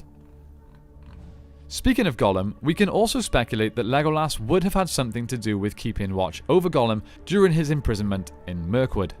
We also know that Mirkwood was attacked at around this time, which is what led to Gollum's escape, so we can be pretty sure that Legolas was involved in these battles as well. Again, leveling up his skills before the big battles in the War of the Ring. He was also the one selected to travel to Rivendell to inform Elrond of Gollum's escape. As we know, he was then selected to be a part of the Fellowship of the Ring. Now, I will not spend ages here going over his dealings during the War of the Ring, as I would assume that most of you know that part of his life pretty well. But let's go over it in brief, just in case you need reminding. So, following the forming of the Fellowship of the Ring at the Council of Elrond, Legolas plays an essential part in the adventures that follow. Throughout the journey of the Fellowship, his light demeanour encourages the company and keeps things up when their spirits are low and things seem difficult. When the group is attacked in Moria, for example, he helps fend off the attacking orcs, and then in Lothlorien he serves as the translator and diplomat when they enter the home of his distant relatives. When the Fellowship is attacked and scattered at Amon Hen, Legolas once again shows his value. He then joins Aragorn and Gimli as they pursue the Uruk-hai that have kidnapped Merry and Pippin. They chase their enemies into Rohan, where they change course, and Legolas proceeds to participate in the defence of Helm's Deep, where he kills precisely 41 of Saruman's soldiers. He continues on with his two companions, helping Aragorn travel to the Pass of the Dead, retrieve the army of the dead, and liberate Minas Tirith before it falls. From there, he joins in with the desperate last stand march on the Black Gate, and he's present there when the One Ring is finally destroyed. From beginning to end of the War of the Ring, Legolas remains intimately involved and represents the elves from one end of Middle-earth all the way to the other. So, directly after the war ended, Legolas stayed in Middle-earth to witness the coronation of his friend Aragorn. He also stayed to watch him marry Arwen. Soon after, he met with his best friend Gimli and they travelled together to Helm's Deep to explore the Glittering Caves, for Gimli had settled a colony of Durin's folk there, leading a host from the Lonely Mountain and becoming the first lord of the Glittering Caves. They also restored the Hornburg and it became a shared fortress between the dwarves and Rohan. Anyway, I'm getting a little off topic here. So Legolas and Gimli had made a pact of friendship that they would one day walk into the deep woods of Fangorn when the war was over. So that is what they did. Legolas then moved into Ithilien with some of his followers and decided to spend his remaining time in Middle-earth repairing, rebuilding and restoring the woodlands that had been destroyed and torn apart during the War of the Ring. After the death of his close friend Aragorn, Legolas then decided his time in Middle-earth had come to an end. He built a grey ship in Ithilien and sailed west. He took with him his best friend Gimli, who was the first and only dwarf to ever set foot in the Undying Lands, which I believe confirms my previous point of Legolas abandoning romance for friendship. I'm wasted on cross-country. We dwarves are natural sprinters. Gimli was born in the year 2879 of the Third Age in the Blue Mountains in the western lands of Middle-earth, to his father Glóin, who you may well recognise as one of the 13 dwarves who were a part of Thorin's company on the quest of Erebor, and along with him, a mother that we never learn anything of, just like really any of the dwarven women who are left forever in mystery. Gimli was a member of the line of Durin's folk, so descended from Durin himself, who is the father of one of the 7 families of the dwarves who first came to be, with this family being descendants of the legendary Durin, who was the eldest of these fathers, and therefore the first ever dwarf to come to be. He was in fact also the dwarf to found the realm of Khazad-dûm, and quite obviously also the first king of Durin's folk. However, a full video on the origins of the dwarven race is really one that deserves its own video, so please leave me a comment below of Fathers of the Dwarves if you would like to see that video made. But anyway, now moving on. The dwarves of the Lonely Mountain had been attacked by the dragon Smaug in the year 2770 of the Third Age, so at this point, these members of Durin's folk had been in exile for just over 100 years, meaning, in the early years of Gimli's life, he never had the chance to set eyes on the halls of Erebor like his father had before him. And by the time that Gimli had turned 62, it was time for Thorin Oakenshield to form Thorin's company and set off on the quest of Erebor in an attempt to reclaim the kingdom under the mountain. However, as much as Gimli may have wished it, he was not allowed to go himself on this mission, as it is stated in the book of the Unfinished Tales of Númenor and Middle-earth. "It still sounds absurd," he said, "even now that all has turned out more than well. I knew Thorin, of course, and I wish I had been there, but I was away at the time of your first visit to us, and I was not allowed to go on the quest. Too young, they said, though at 62 I thought myself fit for anything. Well, I am glad to have heard the full tale, if it is full, I do not really suppose that even now you are telling us all you know." "Of course not," said Gandalf. And so, after their success in removing Smaug and the chaos of the Battle of Five Armies in 2941, Gimli would reunite with his father Glóin, as he was now first able to set his eyes upon the halls of Erebor, and then he would stay here for the coming years. In fact, Gimli would be in Erebor at the time that this messenger of Sauron would come to the doors of Erebor. Now, it is unknown exactly who or what this messenger was, but a lot of people presume that it may well have been one of the Nazgul. However, if Sauron had not wished to send something so obviously evil, maybe it was just an evil man, or someone like the Mouth of Sauron. We don't really know, but regardless of what this being was, this messenger began questioning about a certain hobbit called Bilbo Baggins, who it was known that he was friendly with the dwarves of Thorin's company. This messenger would offer the temptation of the return of the Dwarven Rings of Power to King Dain in return for this information. This information is revealed to the Council of Elrond by Glóin, and it was this messenger who was part of the reason that Glóin and Gimli were sent to make the journey to Rivendell to seek the Council of Elrond. After all, this messenger had returned on 3 separate occasions for an answer, but each time he left without the information that he had hoped for. So now, Gimli is sat in the Council of Elrond, learning all about the One Ring, of Sauron, and of much of the past. This is where he comes to join the Fellowship of the Ring, and sets off as a part of the company on December 25th, 3018 of the Third Age, as one of the 9 walkers to contrast the 9 Nazgul.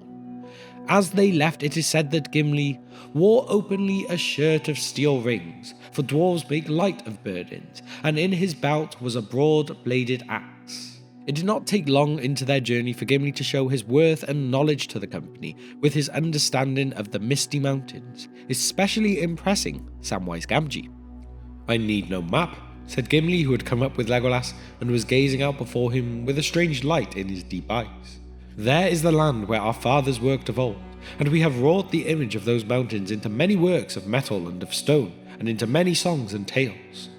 They stand tall in our dreams. Baraz, Zirak, Sator.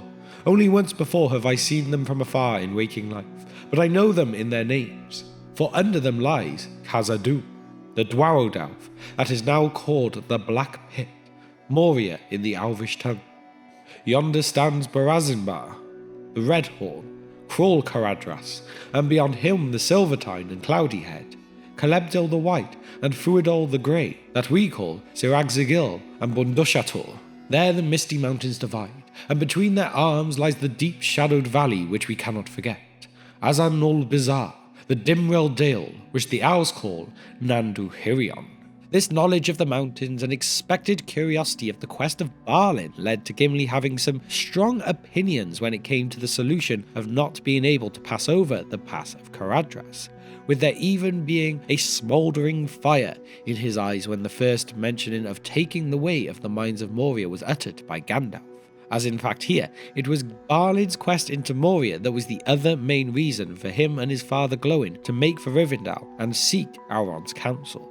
In the end though, this path appears to be the only one that they could take, and so they reached the doors of Durin on the western side to try and find the secret entrance. In fact, it is here we hear the first disagreement between Legolas and Gimli on the matter of the relationship between elves and dwarves.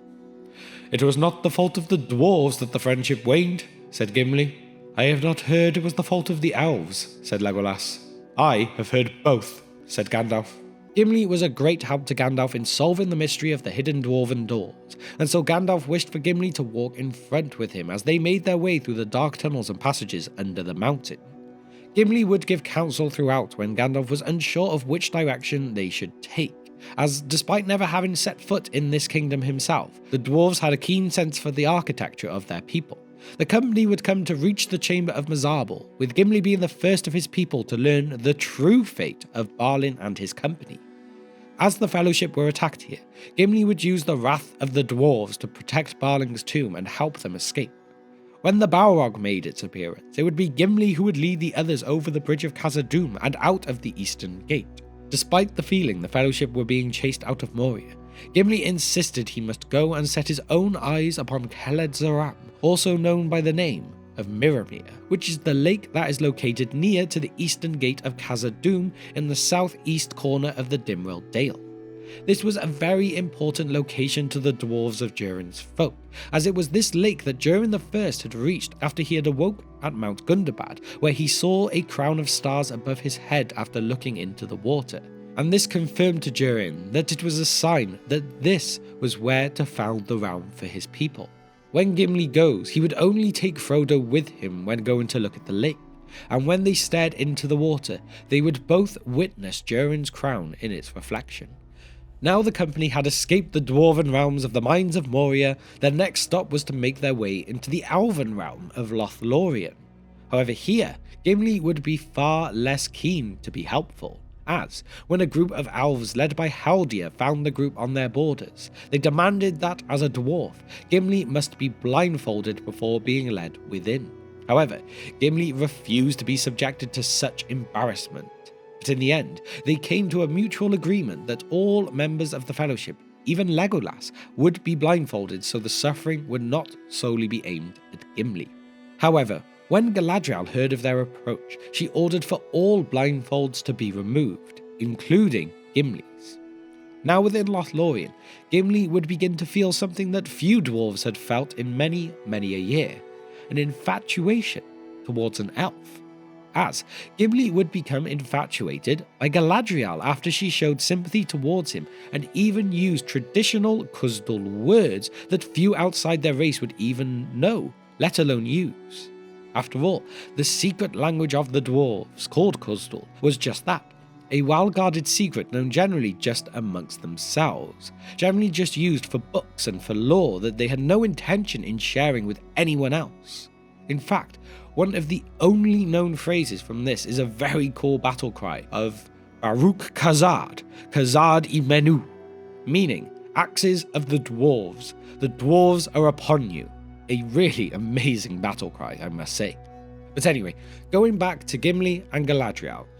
A powerful moment happened between the two as the Fellowship was getting ready to set out from Lothlorien, as Galadriel was giving each member of the company a gift. And when it came to Gimli, he asked her for one simple thing, a single strand of hair from her head. You may be thinking of this though, that it's actually a little bit strange, but the meaning behind it is important. And okay, again here, I feel like I've said this a couple times too many in this video today, but again, this subject is worthy of its own video, but I will summarize it quickly here for you. If we go back to the time of Feanor, the one-time king of the Noldor, who was considered the greatest of all the Noldor, he had asked Galadriel for a similar gift all those thousands of years before, but she rejected him. However, for Gimli, she gave him 3 hairs with a blessing of goodwill, a mighty difference in her reaction, and this overwhelmed Gimli at their departure too. And so, after going into Lothlorien, being at odds with the elves, he now left being held in high regard by the Lady of Lorien, and now also great friends with Legolas too. The Fellowship would continue their journey down the Anduin, reaching Nenhithowel, and this would be where the Fellowship would break. Frodo and Sam would leave to take the ring to Mordor with just the 2 of them. Merry and Pippin would be captured by Saruman's Uruk-hai and orcs, and Boromir would be slain in his attempt to defend them. This left Aragorn, Legolas and Gimli to decide what path to follow next. They chose to not give up on Merry and Pippin, and thus the 3 hunters were formed. Thanks to Aragorn's great tracking skills, they followed the Uruk's trail into the plains of Rohan, even coming across a dropped elven brooch left by Pippin at the hope that someone might be following them. Although the 3 hunters followed the Uruks with all their might, they could feel the will of Saruman giving great need to the Uruks while slowing them down. As their hope was starting to dwindle, they came across Eomer and his Eoret, who informed them of a group of orcs that they had slaughtered on the edge of Fangorn not that long before. And there even came close to being a duel between Gimli and Eomer after Eomer called Galadriel a netweaver and sorcerer, with Legolas even defending his friend here as well, an impossible thought not too long before. Aragorn calmed all this down though, and the 3 hunters were given 2 horses to go and inspect the orcs that they had killed. They reached the edge of Fangorn and inspected the area, but needed to wait for the next light of day to be able to search properly. As they camped, Gimli was shocked to suddenly see in the night what he thought was an old bent man leaning on his staff on the edge of the trees. Gimli's quick motion woke Aragorn and Legolas, but as they went to approach the old man, he disappeared without a trace. A very strange occurrence that really shook Gimli. As light came the next day, they discovered signs that in fact Merry and Pippin were alive and had gone into Fangorn. But when they followed these signs, it was not the hobbits that they found, but instead Gandalf the White. Gandalf would join the three hunters here and they would make their way to Edoras, the capital of Rohan. When reaching the halls of King Theoden, Gimli would hear an insult aimed at Galadriel once again, this time from Wormtongue, but Gandalf would manage to calm him here. In fact, after riding with the people of Rohan to Helm's Deep, Gimli would turn impressed by the fortress that he saw, believing that if it was the dwarves that lived here that they could make this fortress invincible. But there were no dwarves except that of our Gimli. So, when the time came for the Battle of the Hornburg, it was just men alongside Legolas and Gimli. It was this battle that would start the good-hearted battle of the kill counts between these two friends. And for Gimli, there would not just be glory kills, for his impact on the battle was essential. At one point, he saved the life of Eomer. He heroically leapt from the walls to stop a sneak attack, and he blocked the small passage and kept guard of it. There would also be a moment mid-battle that would change the rest of Gimli's life too, as at one point the defenders of Helm's Deep were forced back into the Glittering Caves and the Hornburg, with the Glittering Caves being an awe-inspiring jeweled cave system that lay inside the White Mountains behind Helm's Deep, and the Hornburg being the main fortress section of Helm's Deep, not including the Great Deeping Wall. Now, when Gimli first witnessed these caves, he could not believe his eyes, and this section shows it in the way he describes it afterwards to Legolas. No dwarf could be unmoved by such loveliness. None of Durin's race would mine those caves for stones or ore, not if diamonds and gold could be got there. Do you cut down groves of blossoming trees in the springtime for firewood? We would tend these glades of flowering stone, not quarry them. With cautious skill, tap by tap, a small chip of rock and no more, perhaps, in a whole anxious day. So we could work, and as the years went by, we should open up new ways, and display far chambers that are still dark, glimpsed only as a void beyond fissures in rock. And lights, Legolas, we should make lights, such lamps as once shone in Khazad-dûm, and when we wished we would drive away the night that has lain there since the hills were made, and when we desired rest, we would let the night return. Now, as the Battle of Hornburg concluded, Gimli was happy to hear he in fact beat Legolas in their kill counts by 1, despite at one point being 20 kills to 2 down. But now, the victors move on and travel to Isengard, where the three hunters are reunited with the hobbits, Merry and Pippin. It is a great sight for their tired eyes that their exhausting journey had not been in vain. However, it is not just the hobbits they are here for, as Saruman the Wizard was still in Orthanc. Here, Gimli shows the hardiness of the dwarves. We already know a little of it with how the dwarves were not corrupted by the Rings of Power in the same way that the men were, but here we get a first-hand example. Saruman uses the power of his voice to try and sway King Theoden and the men of Rohan to forgive him and let him free. But Gimli is unmoved by this attempt to sway them, saying how no word that comes out of his mouth can be trusted. This in fact breaks Saruman's spell for a moment, with him being almost in shock that this dwarf could resist him, and in turn this breaks the charm he's trying to put on everyone else. Saruman's Isengard is then left under the command of the Ents, and he is left in his tower. As the heroes of the Battle of the Hornburg split up, the three hunters remained together, as Gimli had grown such love and respect for Aragorn that he did not wish to part just yet when the war was still ongoing. Gimli would follow Aragorn to the paths of the dead. This was a moment that truly tested Gimli, for when they reached the Gate of the Dead beneath the White Mountains, Gimli really wished to not carry on. Then Legolas laid his hands on his eyes and sang some words that went soft in the gloom, until he suffered himself to be led, and Legolas passed in. And there stood Gimli the dwarf, left all alone. His knees shook, and he was wroth with himself. "Here is a thing unheard of," he said. "An elf will go underground, and a dwarf dare not. With that he plunged in, but it seemed to him that he dragged his feet like lead over the threshold, and at once a blindness came upon him, even upon Gimli, Glowin's son, who had walked unafraid in many deep places of the world. I really quite enjoy that passage, as it is very true that sometimes a healthy rivalry between friends can really help push each other along. And so, Gimli completed the journey through the Pass of the Dead. Aragorn summoned the dead to fulfill their oath, and they drove away the corsairs at Pelagia. The three hunters, the sons of Elrond, Elladan and Aurhir, the Grey Company, and the reinforcements from the southern fiefdoms now took the black ships and sailed north to Minas Tirith and the Battle of the Pelennor Fields. This group of reinforcements turned the tide of the battle, caught the enemy between the hammer and anvil of theirs and Eomer's forces, and brought victory to the men of the West. The war was not over yet though, as Gimli followed Aragorn again to the Black Gates of Mordor and fought in the Battle of Morannon in March of 3019. The idea of this move was for Sauron to think that Aragorn had taken the One Ring and now wished to overthrow Sauron in Mordor, so that they could create a distraction for Frodo and Sam. The bait was taken and the battle swelled, but once the dust had settled, Gimli remained unharmed. The bond that Gimli had created with all of those that he had set out from Rivendell with was now so great that he knew he would never forget any single one of them. Now, Middle-earth moved into the time of more peace, and Aragorn could be crowned the King of Gondor in May of 3019. Gimli and Eomer settled their initial disagreement too, with Eomer begging Gimli's pardon for his words he spoke against Galadriel. Despite saying this though, he still did not think that she was the fairest in the lands. But when he said that he believed this instead to be Arwen, Gimli could accept it. At some point during the beginning of the cleanup of Middle-earth, Aragorn had ordered for the restoration of Orthanc, and with a big thanks to Gimli, secrets were discovered. Saruman in his degradation had become not a dragon, but a jackdaw.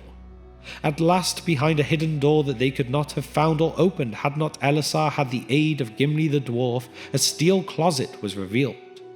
Maybe it had been intended to receive the ring, but it was almost bare. In a casket on a high shelf 2 things were laid. One was a small case of gold attached to a fine chain. It was empty and bore no letter or token, but beyond all doubt it had once borne the ring around Isildur's neck. Now, with no more wars to fight, Legolas and Gimli carried on with their travels together. During their adventures they had agreed Gimli would return to Fangorn with Legolas, if Legolas would return to the Glittering Caves with Gimli. And so, after their journeys, Gimli would then return to a war-ravaged Erebor, discovering that King Dain-Ironfoot had fallen in the wars in the north defending his people. So, now Thorin Stonehelm III was king here instead. Gimli would not stay here for too great a time though, as he wished once again to return to the Glittering Caves, this time with a group of dwarves to set up a colony, and here he would gain the title of Lord of the Glittering Caves.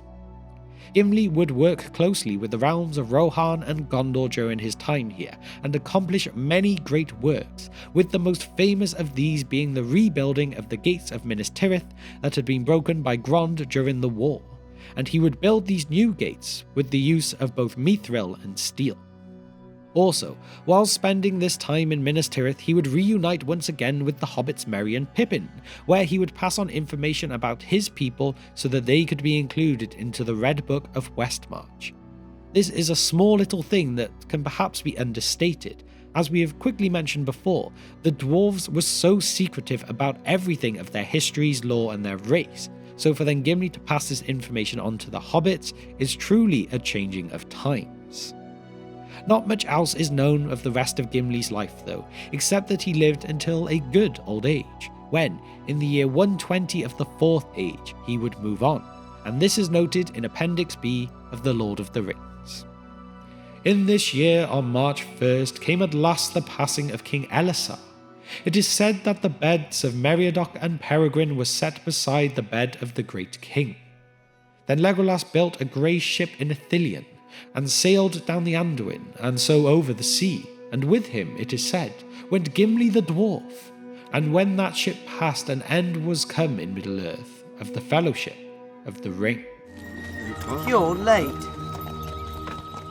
Frodo Baggins of the Shire is debatably the most famous of all the hobbits, alongside a certain Bilbo Baggins as well. Frodo took on the unimaginably horrendous task of a leading role in the quest to destroy the One Ring, and it left awful effects on him. By appearance, he did not particularly stand out from the crowd that are the hobbits, but the achievements he gained meant he was certainly not like the rest.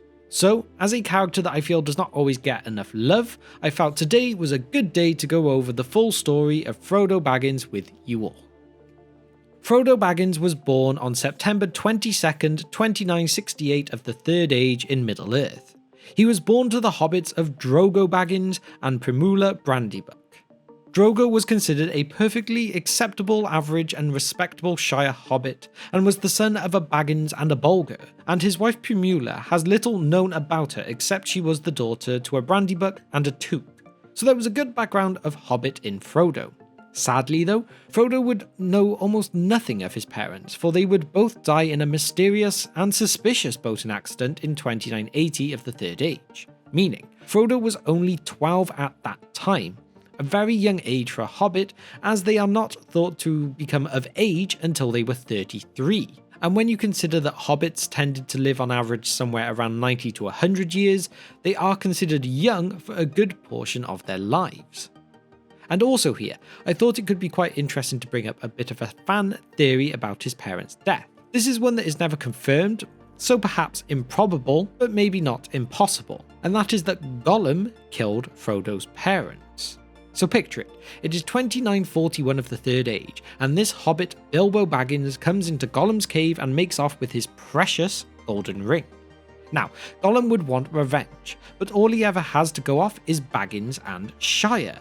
So with the Shire proving difficult to find for even Sauron's servants, thinking it takes 39 years for Gollum to find it is not unthinkable. Gollum now is in the Shire and discovers these two Bagginses out on their boat. And knowing the link and the evil that the One Ring brings out in him, he kills both of them, only to discover that they do not in fact have this ring. So he must run once again. Now, after going over that, I would say that I do not necessarily believe this myself, as surely Gollum would have just continued through the Shire until he found Bilbo, rather than just believing that because these two Bagginses did not have the ring that none of them did. Maybe it would not quite work. But it could still pour some added spice onto Frodo and Smeagol's relationship if it was in fact the case. But now anyway, back to why we are here. Frodo Baggins.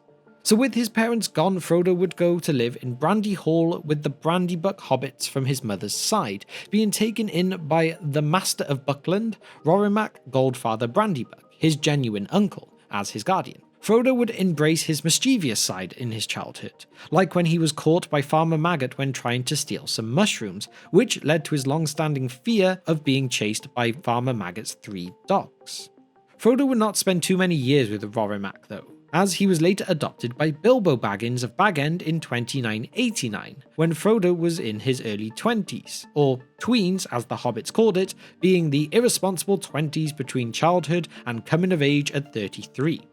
So now Frodo lived with Bilbo, of whom the two happened to share the same birthday, and he very much took to living in Hobbiton. And despite what is often said, Bilbo was not in fact his true uncle in the same way Rorimac was. He was in fact technically a distant cousin, but either way they grew a strong father-son type bond. Frodo would be the only one that Bilbo would let read his memoirs, the book of There and Back Again that recounted all of his adventures. And the two would also go on many long walks along the water within the Shire, being one of the rivers that ran through it, where they would discuss all things about his adventures. In time, Frodo would be named as Bilbo's heir as well, meaning everything, including Bag End, would be his, much to the annoyance of the Sackville spoon-stealing Bagginses, and also much to Bilbo's joy. Now the years would roll on until a big day came upon just not Frodo, but Bilbo as well, and the Shire too. In 3001 of the Third Age, Frodo would turn 33, and so would come of age, and on that same day Bilbo would hit the grand age of 111. A great party was thrown, and it was here that Bilbo played his disappearing trick. However, Frodo was pre-warned about what would happen, so did not succumb to the same shock as the other party goers. What this did mean for Frodo though is that, with Bilbo now leaving, he was now the master of Baggins, as well as getting Bilbo's other possessions that he did not take with him, which included a magical golden ring. A ring that would play an unthinkable role in the rest of Frodo's life. So that dramatic night would then come to an end. Gandalf would warn Frodo to never wear the ring and to keep it secret, keep it safe. And Frodo would hand out the gifts that Bilbo had left for his guests. Then from here, the months would roll on. Frodo would continue with some of those traditions that he had grown with Bilbo, like taking those long walks, and in time would grow ever more eager to see the mountains, just like his uncle had. His friends even believed he was meeting with the elves too from time to time, very unusual behaviour for a hobbit. Frodo would continue in this way for 17 years, in which Gandalf visited him several times in those first 7 years, but then not again until the year 3018. This is when Gandalf would finally return with some most unwelcomed news. That golden ring, that magic ring, that was in fact the one ring forged by the Dark Lord Sauron long ago. Gandalf also brought news that the creature Gollum that Bilbo had claimed the ring off had given this information of Shire and Baggins to those in Mordor under torture. So Frodo was no longer safe here. They decided that Frodo must make plans to leave Bag End as soon as possible, without arousing suspicion. So in the end they came up with the plan of selling Bag End and moving out to Crick Hollow, albeit Frodo would want to wait until his 50th birthday several months later to make sure things were more believable. This way now, once moved, Frodo would be on the edge of the Shire and could sneak off on his mission with the least number of eyes watching. However, Frodo would not be alone in all of this. During those few months of planning, Samwise Gamgee, Frodo's gardener, would be tasked with helping Frodo after listening in on conversations with Gandalf. Also, Frodo's cousins, Meriadoc Brandybuck and Peregrin too, along with his good friend Fredegar Fatty Bolger, would work out that there was trouble and decide that they would help, albeit not revealing this to Frodo just yet. September 22nd, Frodo and Bilbo's birthday would now come and go, and Gandalf had not returned to travel with Frodo like he had promised. So, the next day, without Gandalf, Frodo left anyway on foot with Sam and Pippin, while Merry and Fatty had gone ahead with a pony and cart taking Frodo's items. He used often to say there was only one road, that it was like a great river. Its springs were at every doorstep, and every path was its tributary. It's a dangerous business, Frodo, going out of your door, he used to say. You step into the road, and if you don't keep your feet, there is no knowing where you might be swept off to. It was certainly a dangerous business, and it did not take long at all for Frodo to run into his first bit of danger. While the three hobbits were making their way to Crick Hollow, they began hearing someone approaching on a horse. Frodo felt very uneasy at this and told the other two he wished to hide while they passed. The three hide as the rider appears. It is one of the Nazgul. Frodo begins to feel an unbelievable urge to put on the One Ring, of which he nearly gives into. However, the rider disappears before it is too late, and they are all shaken by this encounter. They made off again, but not long after, another one appeared. The sound of hooves stopped. As Frodo watched, he saw something dark pass across the lighter space between two trees, and then halt. It looked like the black shade of a horse led by a smaller black shadow. The black shadow stood close to the point where they had left the path, and it swayed from side to side. Frodo thought he heard the sound of snuffling. The shadow bent to the ground, and then began to crawl towards him. Once more, the desire to slip on the ring came over Frodo, but this time it was stronger than before. So strong that, almost before he had realised what he was doing, his hand was groping in his pocket. But at that moment there came a sound like mingling song and laughter. Clear voices rose and fell in the starlit air. The black shadow straightened up and retreated. It climbed onto the shadowy horse and seemed to vanish across the lane into the darkness on the other side. Frodo breathed again. "Elves!" claimed Sam in a hoarse whisper. "Elves, sir." These elves were led by Gildor, a Neldoran elf of the House of Finrod. They took in the hobbits and were massively impressed with Frodo's knowledge of their language, even revealing that they had seen Bilbo and Frodo on their walks, despite the hobbits having never seen them.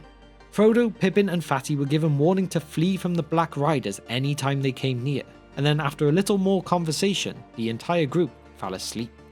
When the hobbits awoke the next morning, the elves had already left, so the three made off again, far less keen than they had been when they first set out from Baggins. After one more sighting of a black rider, the three came to Farmer Maggot's farm.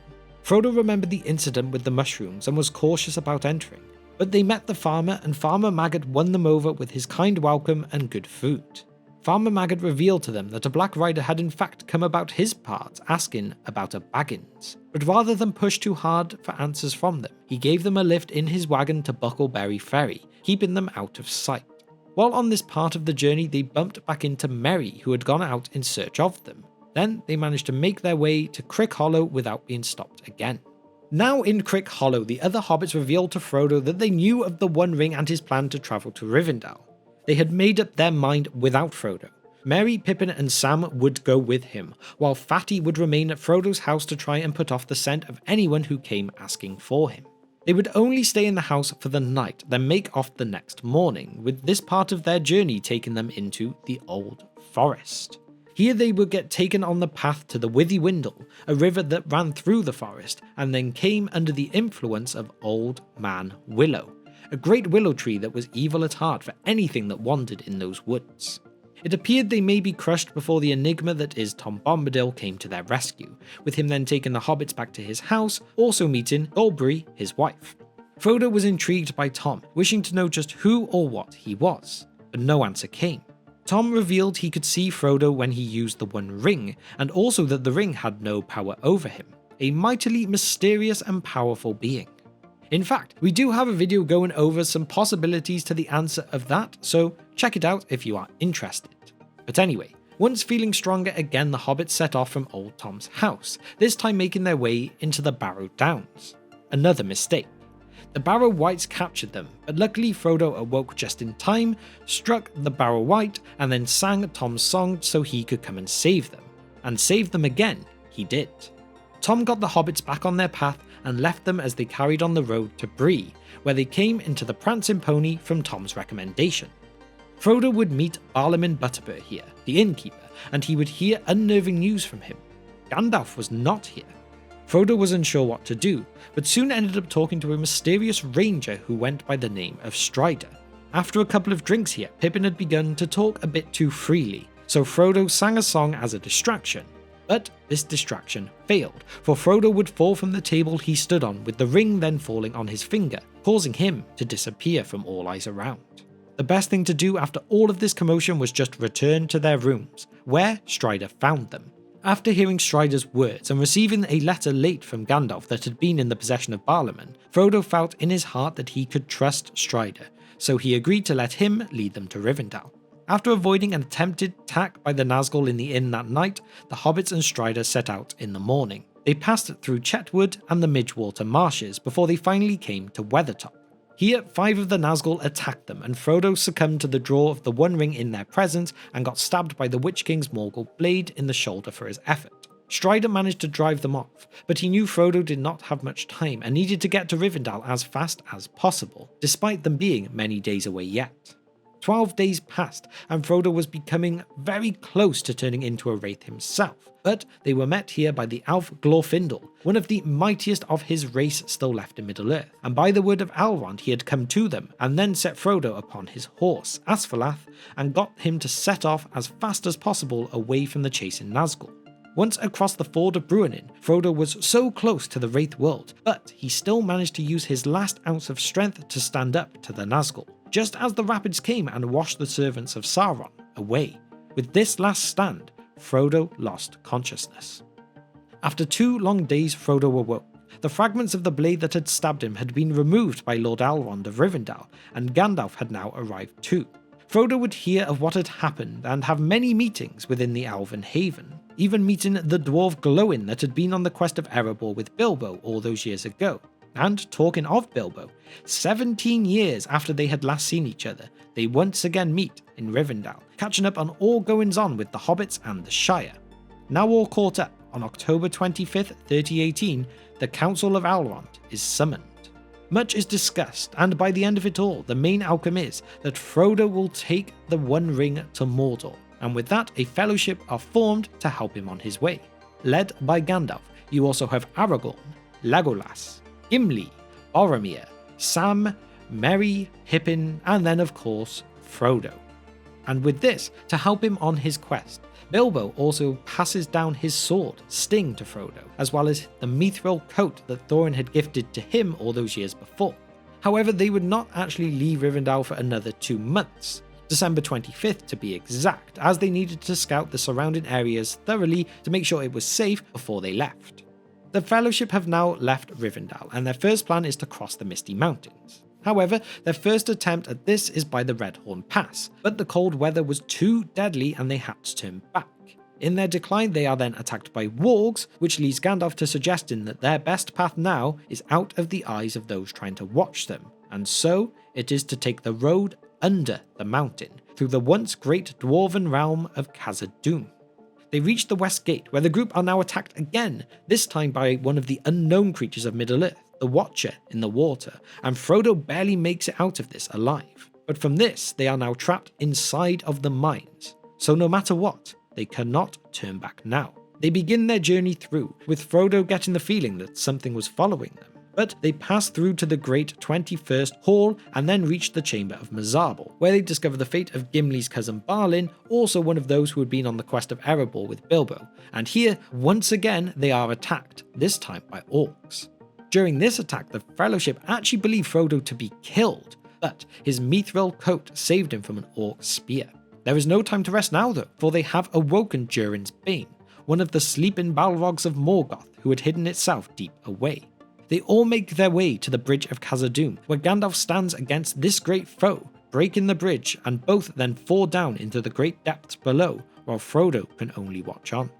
Now under Aragorn's leadership, they escape from the mines and make their way into the wooded realm of Lothlorien.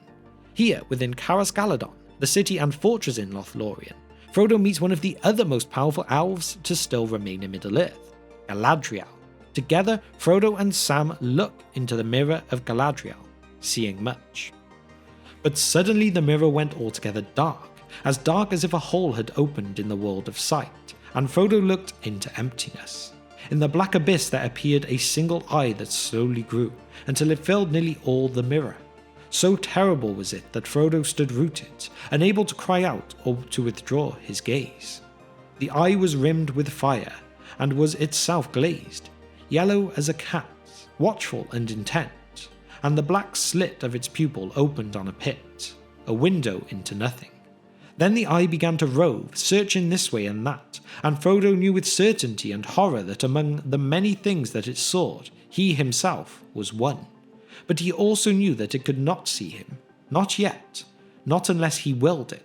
The ring that hung upon its chain about his neck grew heavy, heavier than a great stone, and his head was dragged downwards. The mirror seemed to be growing hot, and curls of steam were rising from the water. He was slipping forward. "Do not touch the water," said the Lady Galadriel softly. The vision faded, and Frodo found that he was looking at the cool stars twinkling in the silver basin. He stepped back, shaking all over, and looked at the lady. A very testing moment for Frodo, but he came out the other side and the Fellowship would carry on their journey. Before leaving though, each member would receive a gift from Galadriel, with Frodo receiving the Phial of Galadriel, and this was a phial that contained the court light from the Silmaril of Eärendil, a truly amazing gift, and one that would surely come in handy later. Now, out of Lothlorien, Frodo would travel with the Fellowship by boat along the River Anduin, making their way to their next camping spot at Amon Hen. It is in fact during this portion of the trip that Frodo becomes aware that it is indeed Gollum who has been giving him that feeling of being followed.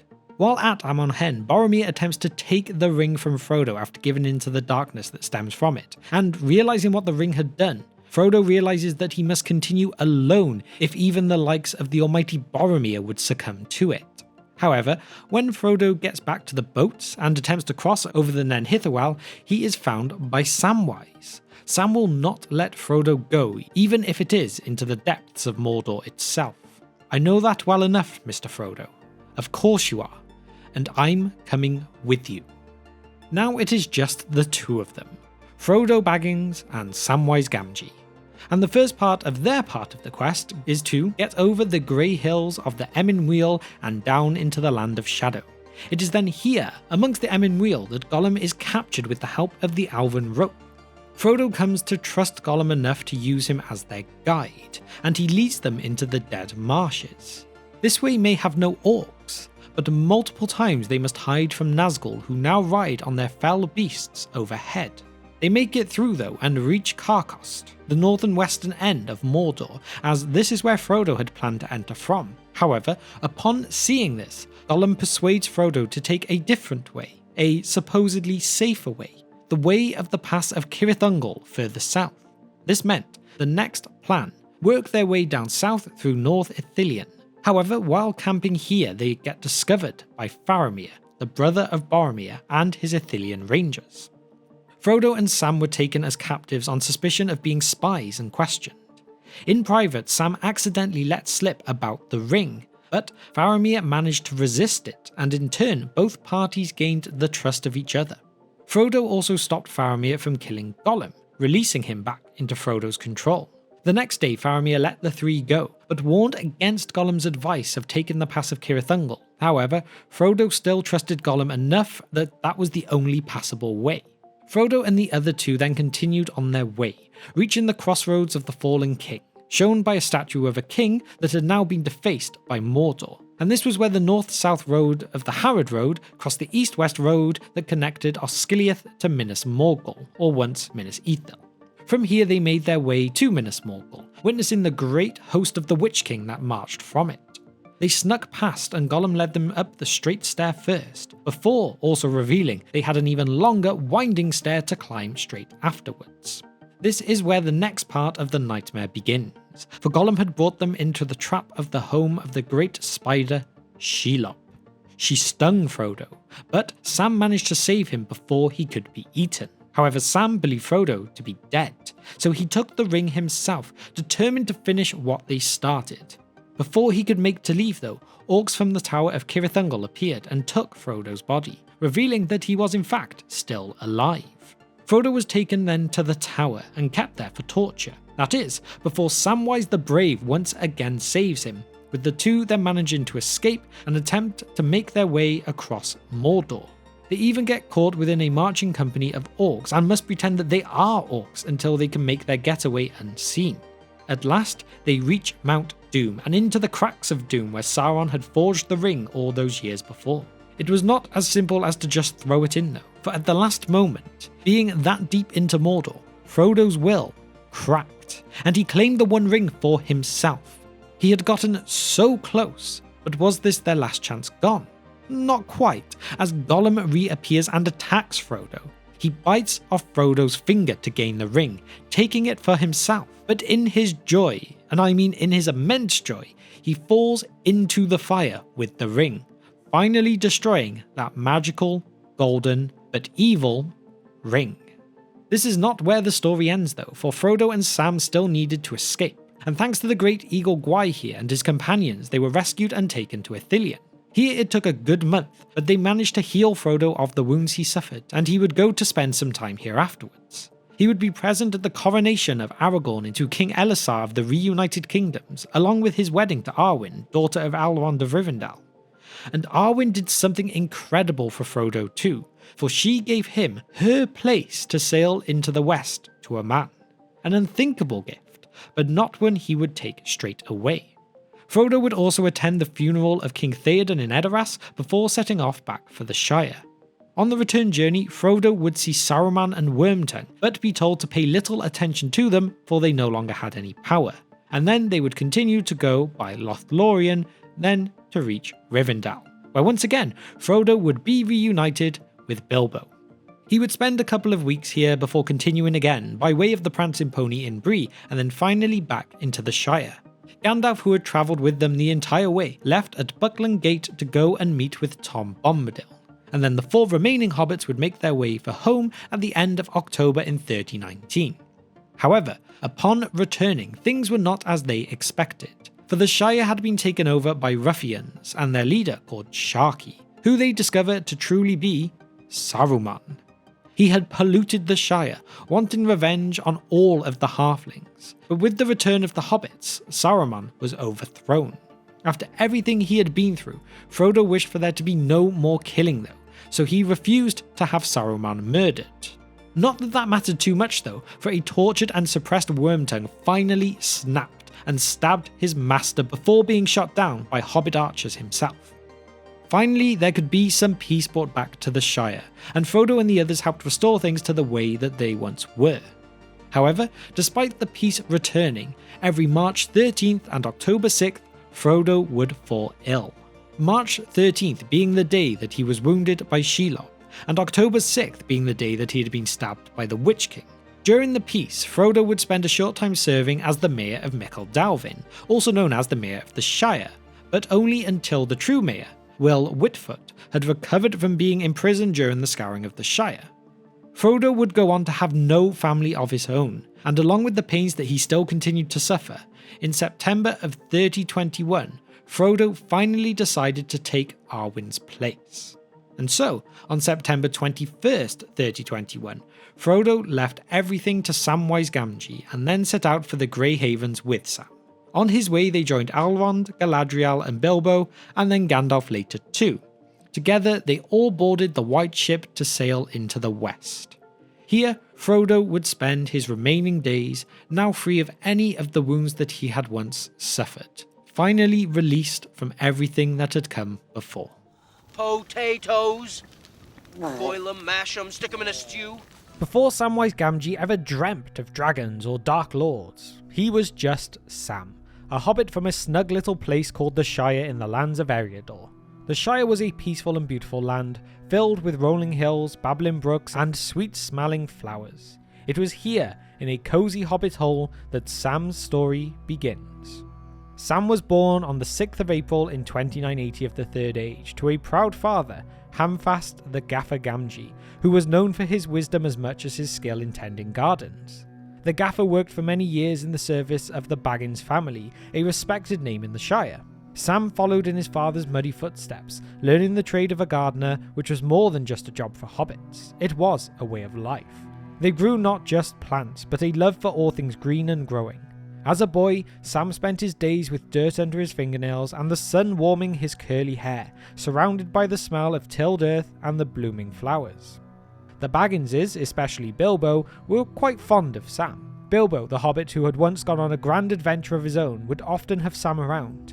It was in Bilbo's garden that Sam learned more than just how to grow the best potatoes. He listened to Bilbo's tales of mountains that touched the sky and creatures that stirred in the dark. These stories planted seeds of wonder in Sam's heart, seeds that would one day grow into a yearning for his own adventures, even if he never quite knew it himself. Sam's father, the Gaffer, always had a saying or two to share, and while he might not have intended it, his words often shaped Sam's view of the world. For example, in The Lord of the Rings, the Gaffer shares a bit of hobbit wisdom. "Elves and dragons," I says to him, "cabbages and potatoes are better for me and you. Don't go getting mixed up in the business of your betters, or you'll land in trouble too big for you," I says to him. This simple line, found in the early pages of The Lord of the Rings, shows the Gaffer's practical nature, which Sam admired but also grew beyond as his own journey unfolded. The Gaffer's down-to-earth advice and the wonders of Bilbo's stories mixed together in Sam's mind, creating a hobbit who was as practical as he was imaginative. It was in these early days, amidst the lilacs and the laughter, that the roots of Sam's character were nurtured, roots that would hold firm through the winds and storms to come. In this peaceful corner of the world, under the watchful eye of the Gaffer and the inspiring tales of Bilbo, Sam grew strong and true. But even the most sheltered gardens can't keep the outside world away forever. Little did Sam know, his hands, used to soil and stem, would one day hold the fate of all Middle-earth. Don't worry, Sam. Rosie knows an idiot when she sees one. Does she? One day in that quiet Shire where each day rolled like the gentle hills, Samwise Gamgee's life took a turn that was as unexpected as it was extraordinary. It all began on a seemingly ordinary day in the April of 3018, when Sam was doing what gardeners do best, tending to the flowers and herbs outside the window of Bag End, the home of Frodo Baggins. Unbeknownst to Sam, inside that cozy hobbit hole, a conversation was taking place that would change the course of history. Gandalf the Grey, a wandering wizard of great power and wisdom, was speaking with Frodo about a ring of terrible danger that had to be kept secret, kept safe. Curiosity can be a funny thing. It can make you stick your nose where it perhaps shouldn't be. And stick it Sam did, right up against that window, his ears straining to catch the wizard's words. But Gandalf was no fool. He caught the poor eavesdropping Sam right in the act. Have you been eavesdropping? I ain't been dropping no eaves, sir, honest. Sam's heart was pounding like a drum in his chest, his cheeks as red as tomatoes he so lovingly tended in that garden. Yet it was here, in this moment of mischief, that Sam's true journey began. Faced with the fear of the unknown and the stern gaze of Gandalf, Sam made a promise to stick by Mr. Frodo and help him on his journey. The wizard saw something in Sam that perhaps Sam didn't even see in himself, a loyalty that was unshakable, a courage that was yet to be tested, and a heart that was larger than the Shire itself. With a gentle but firm nudge from Gandalf, Sam stepped outside his beloved garden and into the pages of legend. If I take one more step, it'll be the farthest away from home I've ever been. Although this conversation happened in April, Sam and Frodo, along with Peregrin, Took or Pippin, would not leave the Shire until September, and their journey began with whispers of danger and the weight of secrecy. The road from Bag End to Rivendell would be long and perilous, yet Sam's determination did not waver. The plan was to get to Frodo's new home in Crick Hollow, in the eastern lands of the Shire, where they would then go and meet Meriadoc Brandybuck, known as Merry, and Fredegar Bolger, known as Fatty, as those two had gone ahead with Frodo's belongings. As they reached Woody End, the terrifying Nazgul were already on their tails. The first they hid from after barely setting off, and then the second would come close not long after. However, a group of elves, including Gildor Inglorion, an elf who already knew of Bilbo and Frodo, kept them safe at this time. Sam had always dreamt of meeting elves. So, this moment, it was like living a dream for him. In fact, we later learn that it was at this time that Sam showed another instance of the hobbit that he was becoming. We glimpse Sam's true loyalty with a snippet of his conversation with them after Frodo reveals his intention to openly leave the Shire. "If you don't come back, sir, then I shan't, that's certain," said Sam. "Don't you leave him," they said to me. "Leave him?" I said. "I never mean to. I am going with him if he climbs to the moon, and if any of those Black Riders try to stop him, they'll have Samwise Gamgee to reckon with," I said. They laughed. As the next day came, the elves were gone and the hobbits had to journey on. Eventually they came to Farmer Maggot's after one more Black Rider had been sighted. Farmer Maggot was a brave and kind soul who offered them refuge and guidance. He revealed to them that there had been a Black Rider snooping around his parts asking for a Baggins. He was extremely helpful and gave them a ride to Buckleberry Ferry, where, on their way, they also ran into Merry again, who had come back to look for them. Now at Frodo's new home in Crick Hollow, Frodo tried to reveal his plans, only for Sam and the others to instead reveal that they already knew everything. The conspirators were at large. They decided that Sam, Pippin and Merry were going to go with him, and Fatty was going to stay behind in the house to make sure that it looked like it was lived in. So, Sam now found himself entering into lands that he had never dared go as far as before. Their path first led them to the Old Forest, a place of ancient trees and whispering leaves, where the very woods themselves seemed alive with a will of their own. The hobbits, including Sam, were no strangers to tales of the forest's strange temper, yet nothing could have truly prepared them for the reality of it. The Old Forest played tricks on their senses. The paths seemed to twist on themselves. The hobbits soon found themselves trapped by the old will of Old Man Willow, a malevolent tree spirit. It was here that Sam's stout heart and practical nature first shone through, as he refused to abandon hope or his master, Frodo. However, hope wasn't going to be what saved them. Instead, their rescue came in the form of Tom Bombadil, a merry and enigmatic figure whose songs held sway over the ancient spirits of the forest. In Tom's house, Sam witnessed the peculiar magic and ancient lore that lay outside the Shire's borders. The comfort and hospitality they received in Bombadil's home were a brief respite, and Sam's eyes were opened to the depth and enchantment of the world beyond. Leaving Bombadil's care, they traversed the Barrow Downs, a land of grave mounds that held the remains of ancient men. Here they were ensnared by a Barrow Wight, and once again faced a peril that threatened to end their journey prematurely. However, Tom came and saved them again, and they could now finally make their way to Bree. When the hobbits finally reached the Breeland, Sam was already much changed from the hobbit who had timidly eavesdropped at Baggins. He had encountered wonders and dangers that those back home would scarce believe. Enough journeys for an entire lifetime, some might say, but we are far from done yet. As they arrived, the gatekeeper of Bree eyed them with suspicion, and Sam, with the others, felt the first sting of being an outsider in a world much bigger than they had known. In the Inn of the Prancing Pony, amid the noise of unfamiliar voices and the stares of the Bree folk, they came to meet a mysterious ranger, a man who called himself Strider, later known as Aragorn. Sam was initially wary of this ranger, his mistrust reflecting his loyalty to Frodo. Yet in time, he would see the kingliness in Strider, learning that even a weather-worn exterior could hide a noble heart. After hearing Strider's words and Frodo receiving a letter from Gandalf, the hobbits agreed they could really trust him, and so decided to leave with him and make for Rivendell, the home of Lord Elrond, another elf. The group would buy a pony for their journey too, one that Sam would love dearly, naming him Bill. The road from Bree to Rivendell was a stark departure from the cobblestone paths of Hobbiton. They traversed the Midgewater marshes and reached the old watchtower of Weathertop in early October. Here the Black Riders struck. The Witch King of Angmar stabbed Frodo. Aragorn fought them off, and then they had a race against time on their hands to get the wounded Frodo to Rivendell. 2 weeks later they reached the fords of Bruinen, where Frodo, weakened from his wound, would have been taken but for the courage of his friends.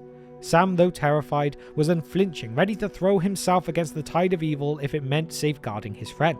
And as the waters rose at Elrond's command to wash away their foes, Sam beheld the power and grace of the elves in a way that songs could never really capture. Upon reaching Rivendell, Sam was enveloped in a world that surpassed his dreams. Here was a sanctuary of peace and ancient wisdom, a stark contrast to the darkness that had chased them. His arrival at the House of Elrond marked not just the end of one journey, but the beginning of another, grander one. And as Samwise rested and healed in this haven, his spirit tempered like steel, ready for the trials that awaited him beyond the safety of Rivendell's borders. Mr. Frodo's not going anywhere without me. Just a few days into their stay, the Council of Elrond was held.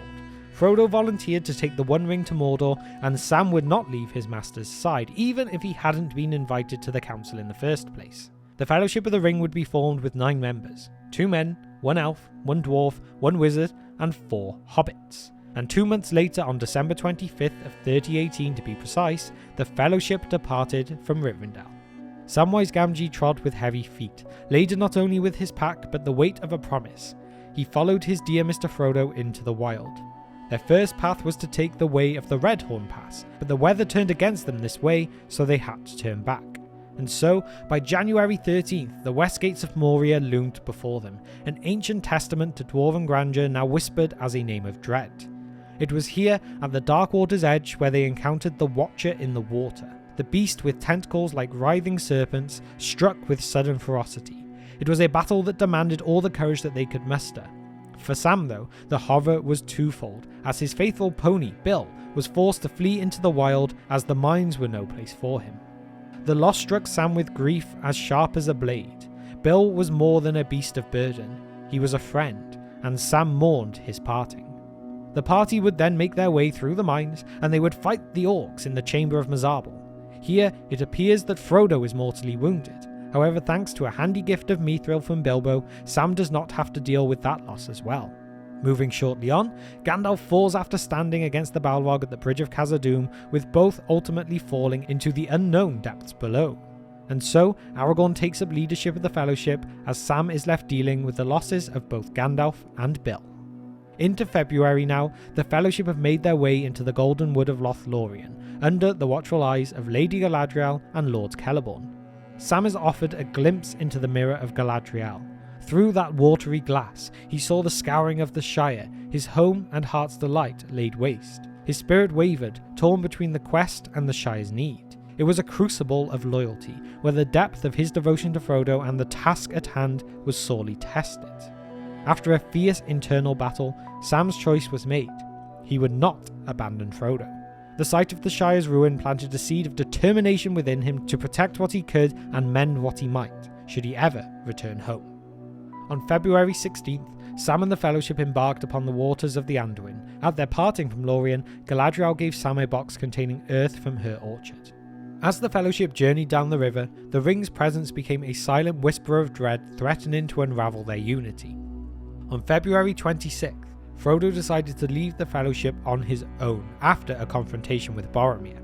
However, the Ring-Bearer's intended solitude was short-lived, as Sam, ever watchful and unwavering, perceived Frodo's intent, and without hesitation, he plunged into the water, his determination to accompany Frodo outweighing his lack of skill in swimming. As Frodo grasped Sam's sinking form, their bond was sealed tighter than ever, and together they set forth on the path that would lead them into the shadow of Mordor.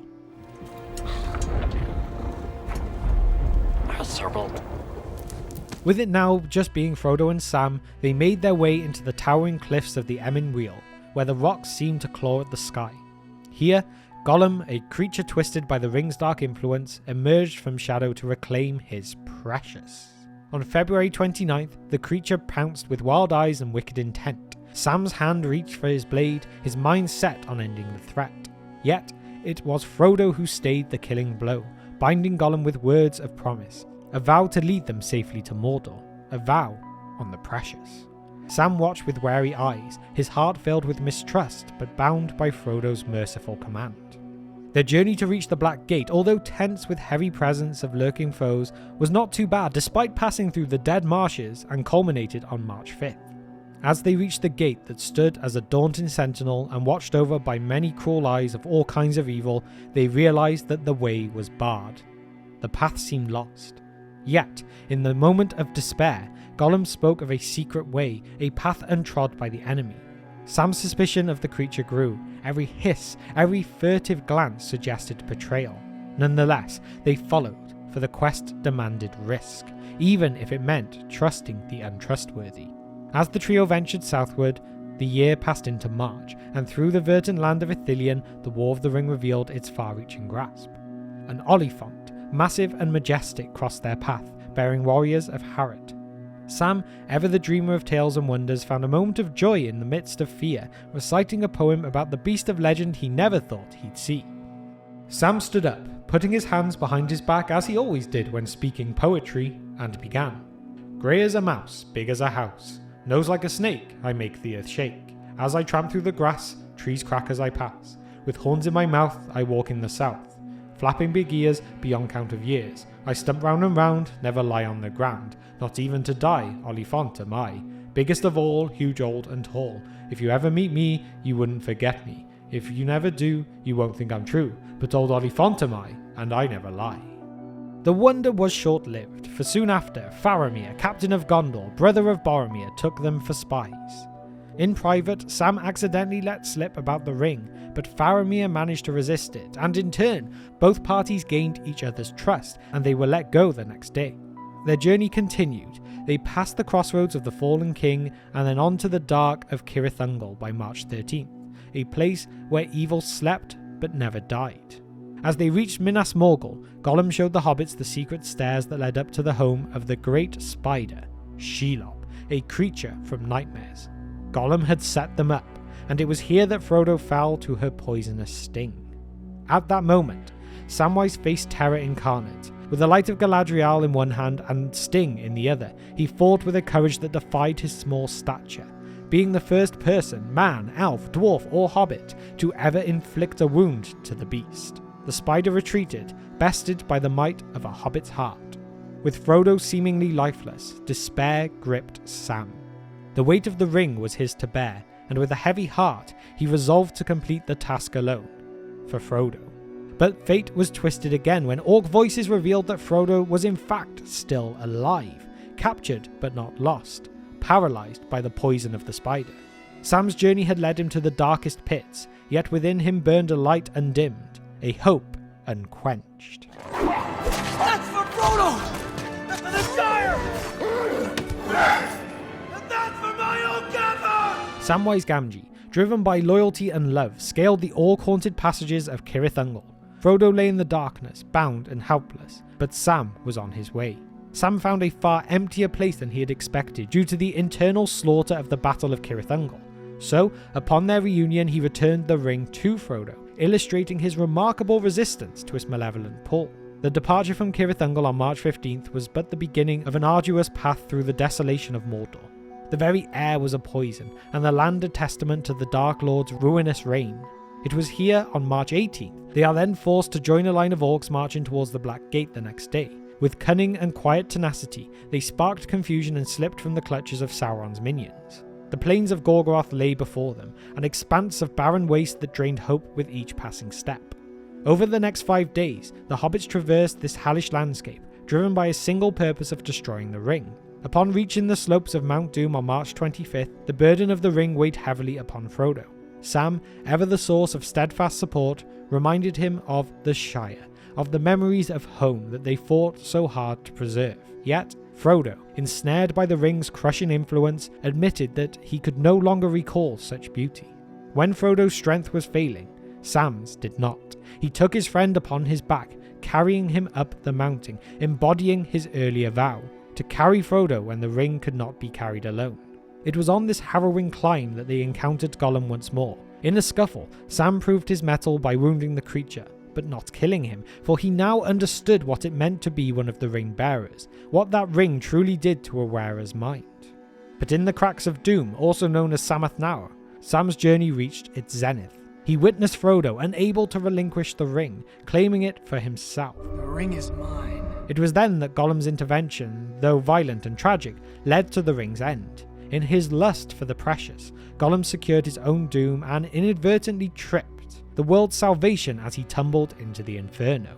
As the ring melted away, so too did Sauron's dark dominion. Sam, knocked down, could not have known how close they had come to failure, nor how their smallest of deeds had led to the greatest of victories. The rescue by Gandalf and the Eagles marked the beginning of the Hobbits' return to the world that they had saved. The Shire awaited, though they had been changed by their quest in ways that their fellow Hobbits could scarcely understand. Samwise Gamgee, the heroic gardener, had journeyed from Frodo's capture to the very brink of doom and back again. His humble courage, his loyalty, and his heart, unspoiled by the darkness of the ring, carried them through. His deeds were the quiet acts of bravery and love that echo through Middle-earth's history, a reminder that even the smallest of creatures can change the course of the future. However, as much as you think this should be the end, Sam's journey is not over yet.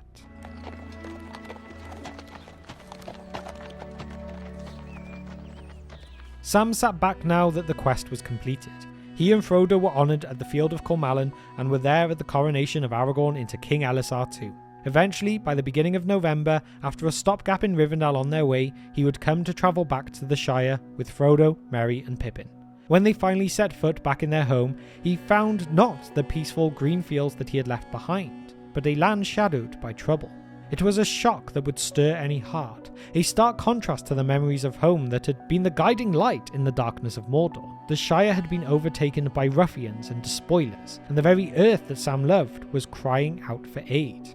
However, this was, of course, not the same Sam who had left. He was not simply the same hobbit that had once tended the gardens, and he was now prepared to heal his entire homeland. They discovered the leader behind this atrocity was someone called Sharky, who they discovered to actually be Saruman, the disgraced wizard. He had polluted the Shire, wanting revenge on the halflings, but with the return of the hobbits, Saruman was overthrown. The very essence of the Shire was resilience and strength, a parallel to Sam's own nature.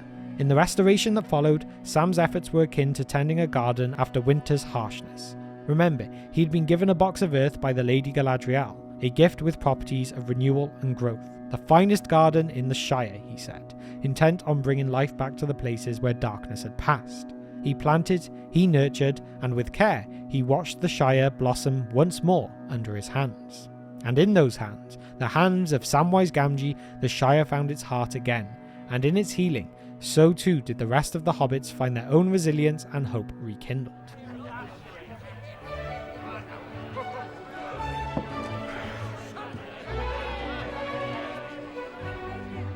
With peace restored to the Shire, Sam Gamgee began a new chapter of his life, one marked by love, leadership, and lasting legacies. Sam married Rosie Cotton, a cheerful hobbit lass that he had long admired. The life together was filled with laughter, love, and a growing family, becoming the father of 13 children. Sam was also honoured by those of the Shire by being given the name of Gardener for all the healing that he had done to their lands. In time, at the end of the Third Age, Frodo would leave those lands and sail to the west. The wounds that he had suffered could never heal. So, Sam was left Bag End, as well as being entrusted with the Red Book of Westmarch by Frodo, which contained the history of the ring and its destruction, although he never truly felt like this was goodbye. Sam's role in the Shire blossomed beyond his family life. The hobbits, recognising his courage and wisdom, elected him the Mayor of Hobbiton not once, but 7 times, as Tolkien notes, a testament to their trust and respect for him. His leadership was gentle yet firm, kind-hearted yet wise, and also with the good of the Shire at heart. Sam had vowed that the Shire became more beautiful than ever, with gardens blooming in vibrant colours and trees standing tall and proud. The years passed, and sadly, eventually, his dear wife Rosie passed away, and Sam knew that his time in the Shire was now drawing to a close too. In the appendices of The Lord of the Rings, Tolkien reveals a poignant and final chapter to Sam's story. With Rosie gone, Sam passed the Red Book of Westmarch to his daughter Eleanor. Then, as it is told, Sam rode to the Grey Havens, where he boarded an elven ship to sail across the sea to the Undying Lands, a place of eternal rest and peace where he would once again be reunited with Frodo. He was granted this gift and honour as, even if it was just for a short time, he had been one of the ring bearers. This departure is rich with symbolism. Sam, who had not only been the steadfast guardian and healer, was now entrusted with his own healing. His journey to the Undying Lands signifies a reward for his undying spirit and a testament to the impact one individual can have on the world. It echoes the bittersweet nature of life itself, where all stories, no matter how full of heart and courage, come to an end. Sam's last sight of Middle-earth would be the white towers gleaming in the setting sun. As mentioned in the last lines about Frodo, surely Sam would have experienced the same thing. And the ship went out into the high sea and passed on into the west, until at last on a night of rain Frodo smelled a sweet fragrance on the air and heard the sound of singing that came over the water. And then it seemed to him that as in his dream in the house of Bombadil, the grey rain curtain turned all to silver glass and was rolled back, and he beheld white shores, and beyond them a far green country under a swift sunrise. Our friends are out there. They need our help. Meriadoc Brandybuck became part of the quest of the ring out of his concern for his cousin Frodo, a concern which caused him to lead a conspiracy to ensure Frodo was accompanied during his journey. As the quest continued, Merry became an important part of the Fellowship of the Ring, and along the way he became a Knight of the Riddermark, playing a major role in the outcome of all things. His devotion and bravery helped to even bring down the awful Witch King of Angmar, one of the Dark Lord's most feared servants. So, from the doors of Bag End to the fields of the Pelennor, we will go there and back again with Master Merry and learn all we can about his deeds and his accomplishments. Meriadoc Brandybuck.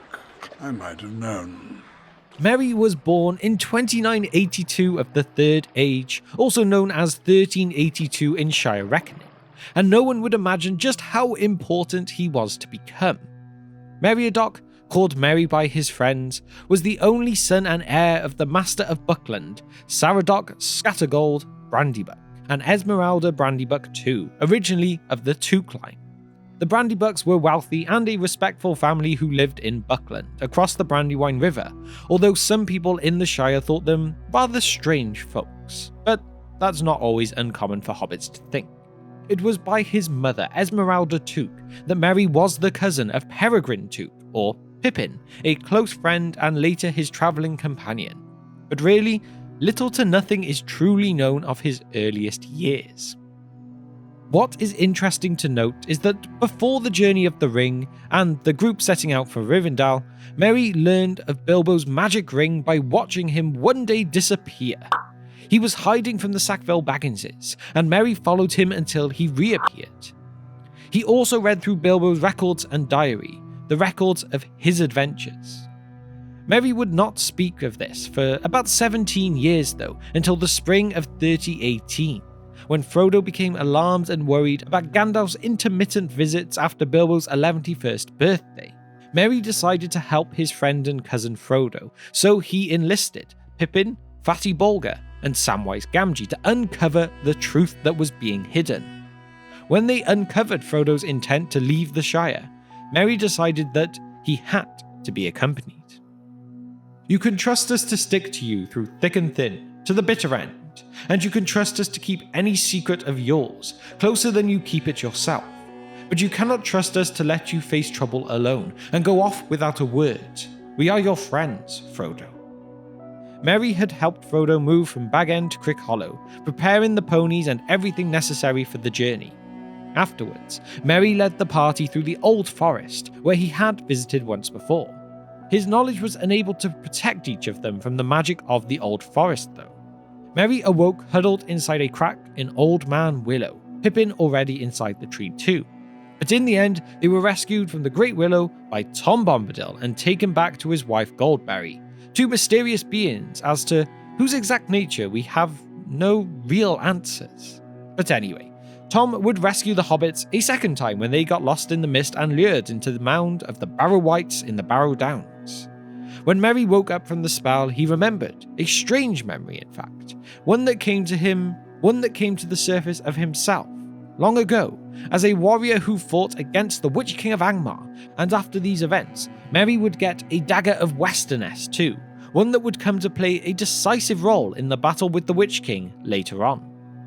The hobbits would then make it to Bree, and there Merry did not go into the common room at the Prancing Pony with the rest of his friends. Rather, he went for a walk, and in his course met one of the Black Riders, and though Merry wanted to follow him, he was unable to. He was stricken by the Black Breath, a poisonous weapon where the Nazgul's breath could overpower those that were hit by it.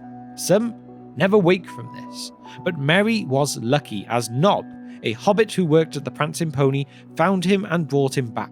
Also, during that night the tavern was attacked too, and Merry's ponies were stolen. Barlaam Butterbur, owner of the Prancing Pony, bought Merry a replacement pony for their loss. Not the best pony, but a pony at the very least.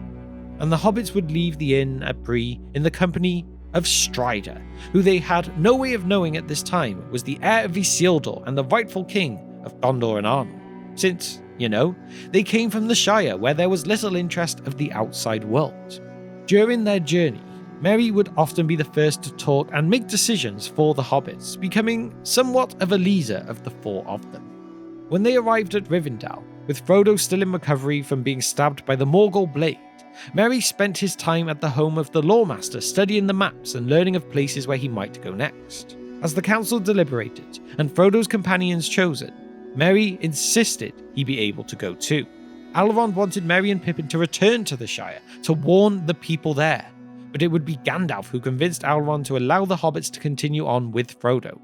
They would leave Rivendell on the 25th of December with the rest of the Fellowship of the Ring. Right.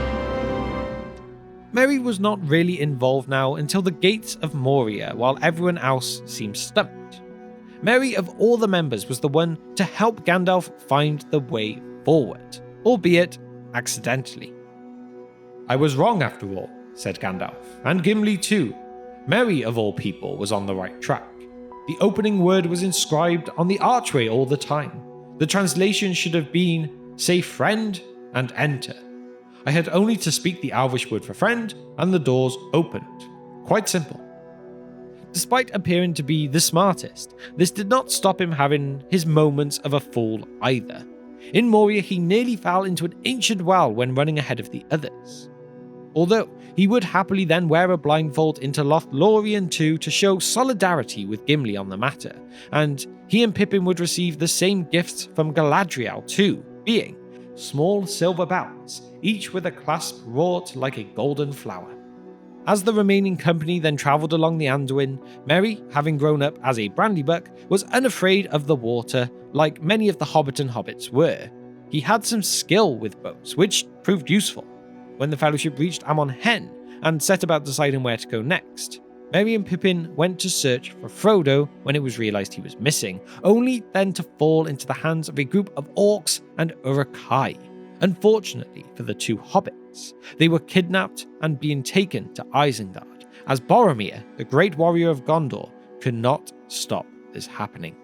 The march was long and hard, and at one point both hobbits needed injuries and wounds dealing with, but it had to be in an orcish way. Pippin saw him go to Merry, who was lying close by, and kick him. Merry groaned. Seizing him roughly, Ugluk pulled him into a sitting position and tore the bandage off his head. Then he smeared the wound with some dark stuff out of a small wooden box. Merry cried out and struggled wildly. The orcs clapped and hooted. "Can't take his medicine," they jeered. "Doesn't know what's good for him. Aye, we shall have some fun later." But at the moment, Ugluk was not engaged in sport. He needed speed and had to humour unwilling followers. He was healing Merry in orc fashion, and his treatment worked swiftly. When he had forced a drink from his flask down the hobbit's throat, cut his leg bonds, and dragged him to his feet, Merry stood up, looking pale but grim and defiant, and very much alive. The gash in his forehead gave him no more trouble, but he bore a brown scar to the end of his days. At this time, the Rohirrim surrounded the Uruk-hai, and Grusnak, a Mordor orc, tried to take the hobbits with him to his master, as Merry knew this orc knew about the ring. This orc dragged them away from the others, but was stricken down by a rider of Rohan, which allowed the hobbits to escape into Fangorn Forest. Merry's studies of the maps at Rivendell continued to help him find his way, and to find out where they were. When in Fangorn Forest, the hobbits meet Treebeard, an Ent, a shepherd of the forest who would take care of them. Merry told the Ents their story and was able to turn them against Saruman, who, for his part, was set on destroying the forests of Middle-earth in favour of industry. Treebeard called on the Entmoot to discuss a way forward, while Merry and Pippin would both drink Entdraft, leading them to become the tallest two hobbits in all of Shire records. When the Ents then decided to go to war, the hobbits went with them to Isengard. Once the Ents took control over Isengard, Merry and Pippin were set to guard the gate, and by the time of King Theoden's arrival, he was greeted by Merry. The king was surprised, and he had only heard about hobbits from legends of Rohan. He was even more surprised to see Merry smoking pipeweed and happy to tell the king all about the pipe and how it was acquired, though there were other more pressing matters. When Theoden and Gandalf rode off to find Treebeard, the hobbits passed along their food and tobacco, of course, which they were able to liberate from the pantry of Isengard. Gandalf took Pippin on to Minas Tirith shortly after, so Merry and Pippin were finally separated, and Merry remained behind with Theoden King and the Rohirrim. Losing his friend and unaware of what would happen to him going forward, Merry nearly despaired. "Don't leave me behind," said Merry. "I have not been of much use yet, but I don't want to be laid aside, like baggage to be called for when all is over. I don't think the riders will want to be bothered with me now, though, of course, the king did say that I was to sit by him when he came to his house and tell him all about the Shire." "Yes," said Aragorn, "and your road lies with him, I think, Merry." King Theoden and Merry become close friends, and Merry became an esquire of Theoden from their friendship. Merry would ride with the king to Dunharrow, where the Rohirrim were gathered, preparing for battle. As Theoden readied his soldiers to ride off to war, he asked Merry to remain behind with his niece, Éowyn, as Merry could not ride one of the great steeds of the Rohirrim. Merry was not happy, but he was taken up by a mysterious person named Dernhelm, and rode into battle on the same horse with this unknown soldier of Rohan. Together with Dernhelm, Merry and the company of the Rohirrim rode onto the fields of Pelennor at Minas Tirith, joining in the great battle for the future of Middle-earth and the great battle of their time. When Theoden was felled by the attacking Witch King of Angmar, Merry recognised that Dernhelm had not left the side of the king. Merry was terrified, but remembered the oath that he swore to Theoden. He took heart, and as the Witch King taunted Dernhelm, Merry was shocked by the response, when Dernhelm proved to be Éowyn of all people, the king's niece. Pity filled his heart and great wonder, and suddenly the slow-kindled courage of his race awoke. He clenched his hand. She should not die, so fair, so desperate. At least she should not die alone, unaided. Éowyn may get credit for slaying the Witch King, but Merry played an essential role. He stabbed the Witch King with the same dagger of Westerness that came to him from the Barrowed Downs, and this blade was infused with magical properties from long ago that meant the Lord of the Nazgul could finally be slain, his spirit, his body, truly gone.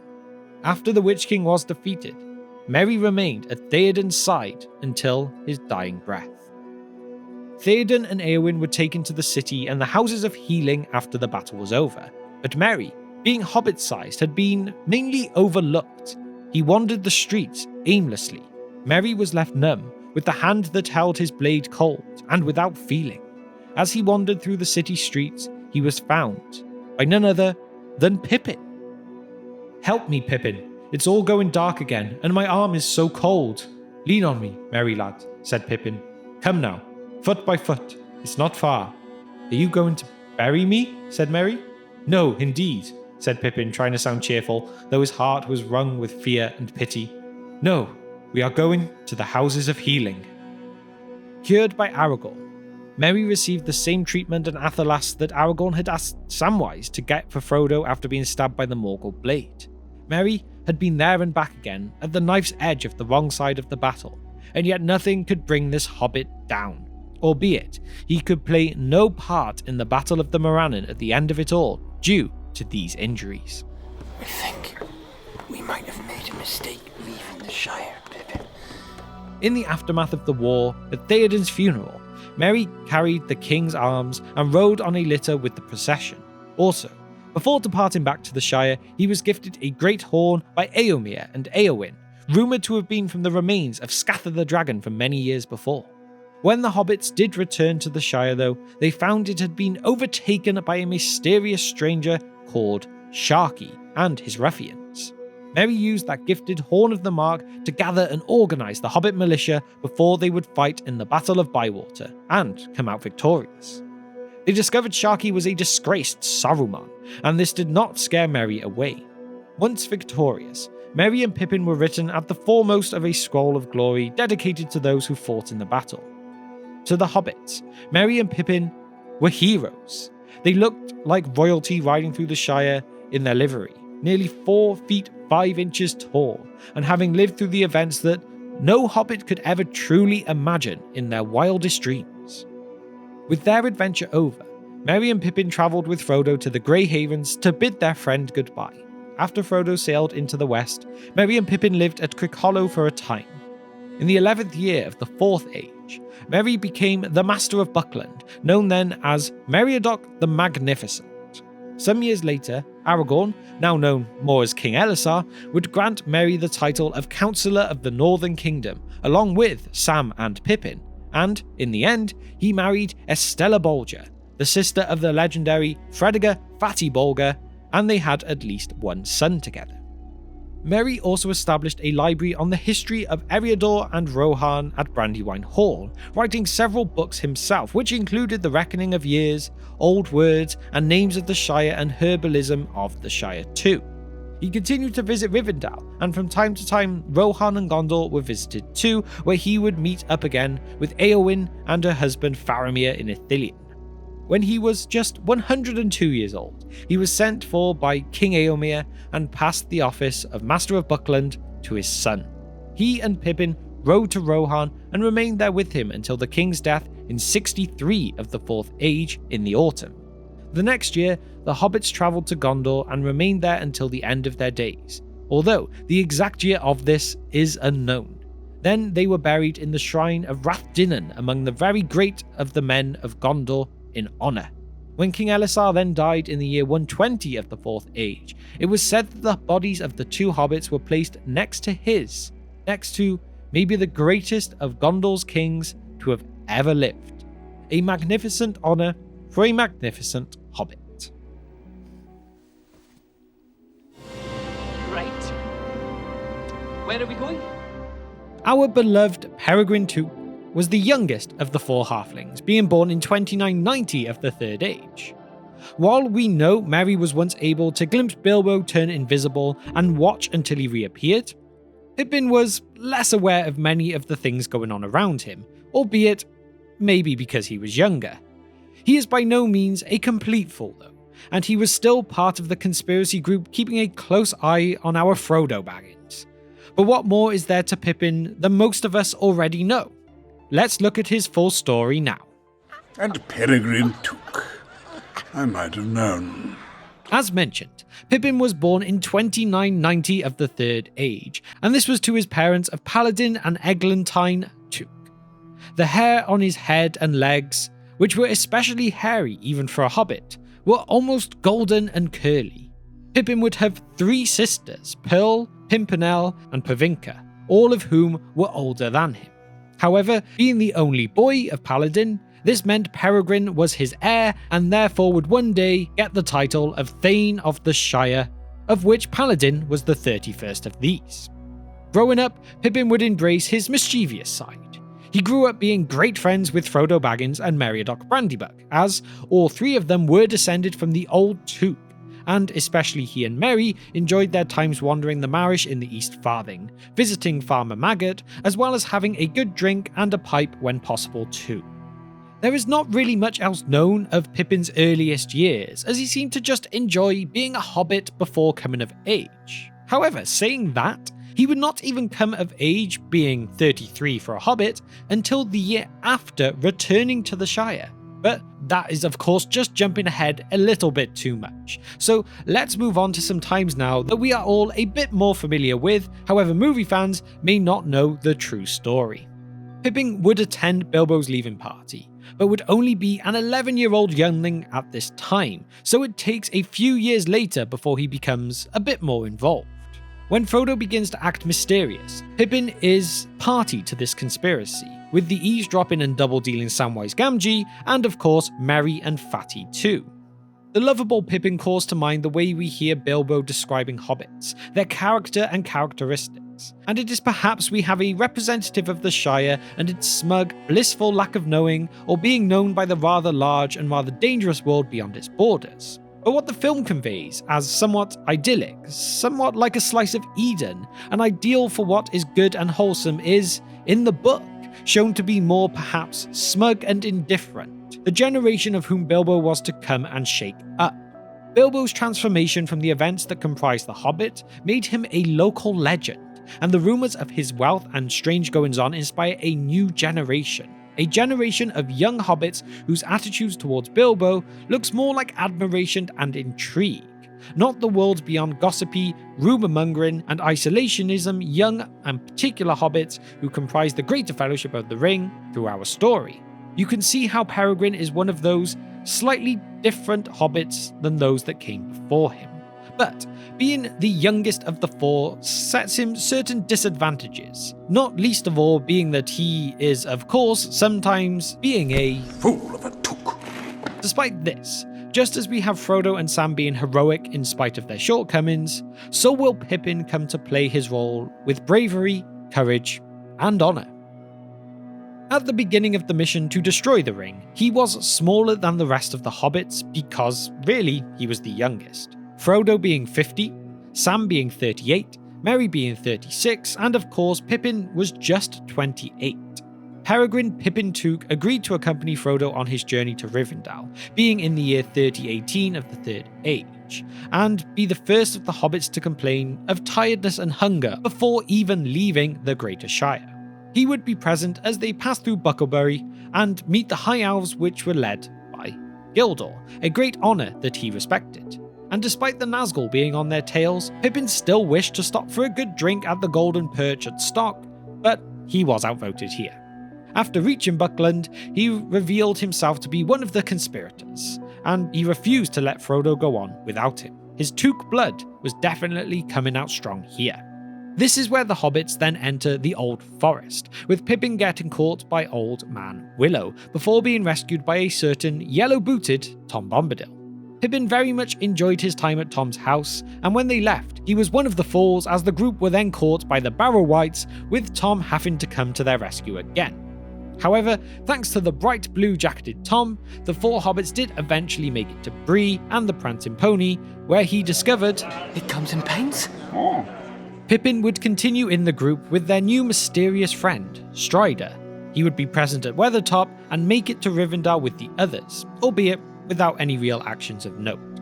When it came time for the Council of Elrond, Pippin would be included among the Fellowship of the Ring at the insistence of Gandalf, and this was a great relief to both he and Merry as they feared they would be left behind, unable to assist their friend on his quest. After leaving Rivendell, Pippin would remain in the background until Moria, and he didn't make himself noticed for the best reasons here either. Firstly, if you wish to know, I will tell you that these doors open outwards. From the inside you may thrust them open with your hands. From the outside nothing will move them save the spell of command. They cannot be forced inwards. What are you going to do then? Asked Pippin, undaunted by the wizard's bristling brows. Knock on the doors with your head, Peregrin Took, said Gandalf, but if that does not shatter them, and I am allowed a little peace from foolish questions, I will seek for the opening words. And then from there, when inside, Pippin drops a stone down a well that of course leads to the drums in the deep, and then the legendary line of Fool of a Took. From there though, the Fellowship, minus a Balrog slaying Gandalf, leave Moria and make their way to Lothlorien. Here Pippin receives the same gift from Galadriel as Merry does. Small silver belts, each with a clasp wrought like a golden flower. And then they continue on down the Anduin from here until reaching near the Falls of Rauros. This is where the Fellowship breaks. Boromir is slain, and Pippin is captured by the travelling orcs and Uruk-hai along with Merry. It is here though that Pippin shows some initiative, and perhaps there are some brains inside of that head. He pushed the dead orc to one side, and then hardly daring to breathe, he drew the knot of the wrist cord up and down against the blade of the knife. It was sharp, and the dead hand held it fast. The cord was cut. Quickly Pippin took it in his fingers and knotted it again into a loose bracelet of 2 loops and slipped it over his hands. Then he lay very still. It wasn't just this though. He left his elven brooch on the ground to help the 3 hunters in their pursuit, far less foolish than he had once been. When the Rohirrim attacked, Merry and Pippin were able to escape from Grishnak the Orc and into Fangorn Forest, where here they met Treebeard the Ent. Treebeard, Merry and Pippin have a good connection, and so when the Ents decide to march, Merry and Pippin go with them and witness firsthand the defeat of Saruman and Isengard. Pippin would enjoy his reunion with the 3 hunters, Gandalf, and meeting King Theoden too, but their pipe-smoking and hearty meals could not last too long. Pippin was the one who then picked up the palantir that Wormtongue had thrown from the Tower of Isengard, and this kindled a curious fire in Pippin's heart that he could not put out. This came to the point that he stole it from a sleeping Gandalf, just so he could gaze into it once again.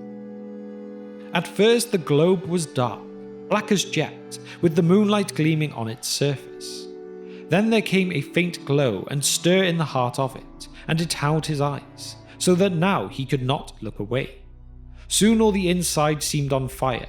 The ball was spinning, or the lights within were revolving. Suddenly the lights went out. He gave a gasp and struggled, but he remained bent, clasping the ball with both hands. Closer and closer he bent, and then became rigid. His lips moved soundlessly for a while. Then, with a strangled cry, he fell back and lay still. The cry was piercing. The guards leapt down from the banks. All the camp was soon astir. Sauron had seen Pippin. He believed he had the ring. However, he also believed that he was with Saruman because of where the message came from. War was coming, fast. Gandalf thought thereafter it was best to take Pippin to Gondor, where he became full of emotion at the mention of Boromir's death and swore fidelity to Boromir's father, the reigning steward of Gondor, Denethor II, becoming a guard of the citadel. The people of Gondor were shocked with how Pippin addressed the steward, as the way he spoke came across very informal, and this led to other soldiers to think he must come from a very important family back in his homelands, far less of a full reputation that he had previously held.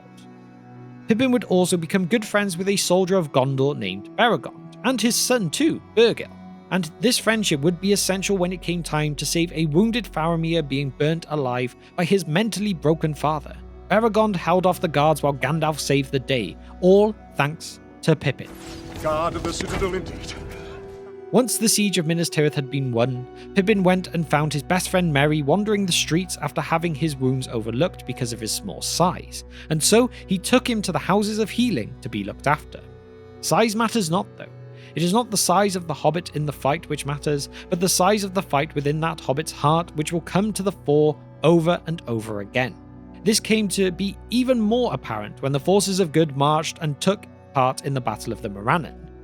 During the final negotiations with the Herald of Sauron, Gandalf instructed those representatives of each race opposed to Sauron who were present to be at the negotiations. This included Gimli for the dwarves, Legolas, Elladan and Elrohir from the elves, and Pippin from the hobbits. But when the battle started here, Pippin would repay the favour to Beregond, saving his life by slaying a troll. Another mighty feat in the life of Pippin, and it was then in fact that it was Gimli who saved him from being crushed by that very troll's dead body too. Almost an awful end for our mighty hobbit.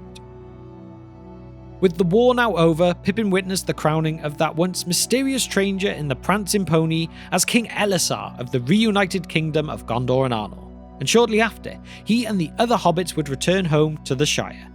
But it was not a peaceful return that they came back to. No, the Shire had been overtaken by a disgraced Saruman going by the name of Sharky and his ruffians too. However, this would not stop Master Peregrin after everything else that he had been through. No chance. Pippin went back to Tookland and raised an army of 100 hobbits to go and fight in the Battle of Bywater. Pippin, along with Merry, led the hobbits to victory and their names became etched in the folklore of the Shire. Heroes they were. A legend Pippin was. No fool of a Took anymore. Despite having returned to the Shire, Pippin was still a Knight of Gondor, and as he returned far taller than when he left thanks to the Ent draft, in fact he and Merry were the tallest hobbits ever in Shire records, he was only ever held in the highest of regards from this point on. Pippin would go on to marry Diamond of Longcleave, and together they would have a son named Faramir. As more time passed too, Pippin would come to inherit the title of Thane of the Shire after succeeding his father, becoming the 32nd Thane. And along with this, alongside of Sam and Merry, he was made a councillor of the Northern Kingdom by King Aragorn. As Pippin grew older, he collected more and more historical information on the histories of Númenor and the heirs of Elendil, and this was all kept at the Great Smiles, being the ancestral home and many-tunnelled mansion of the Took family in Tuckborough, in the West Farthing of the Shire. He would go on to live a peaceful life for a good time, and once he reached 50 years as Thane, it was time to move on.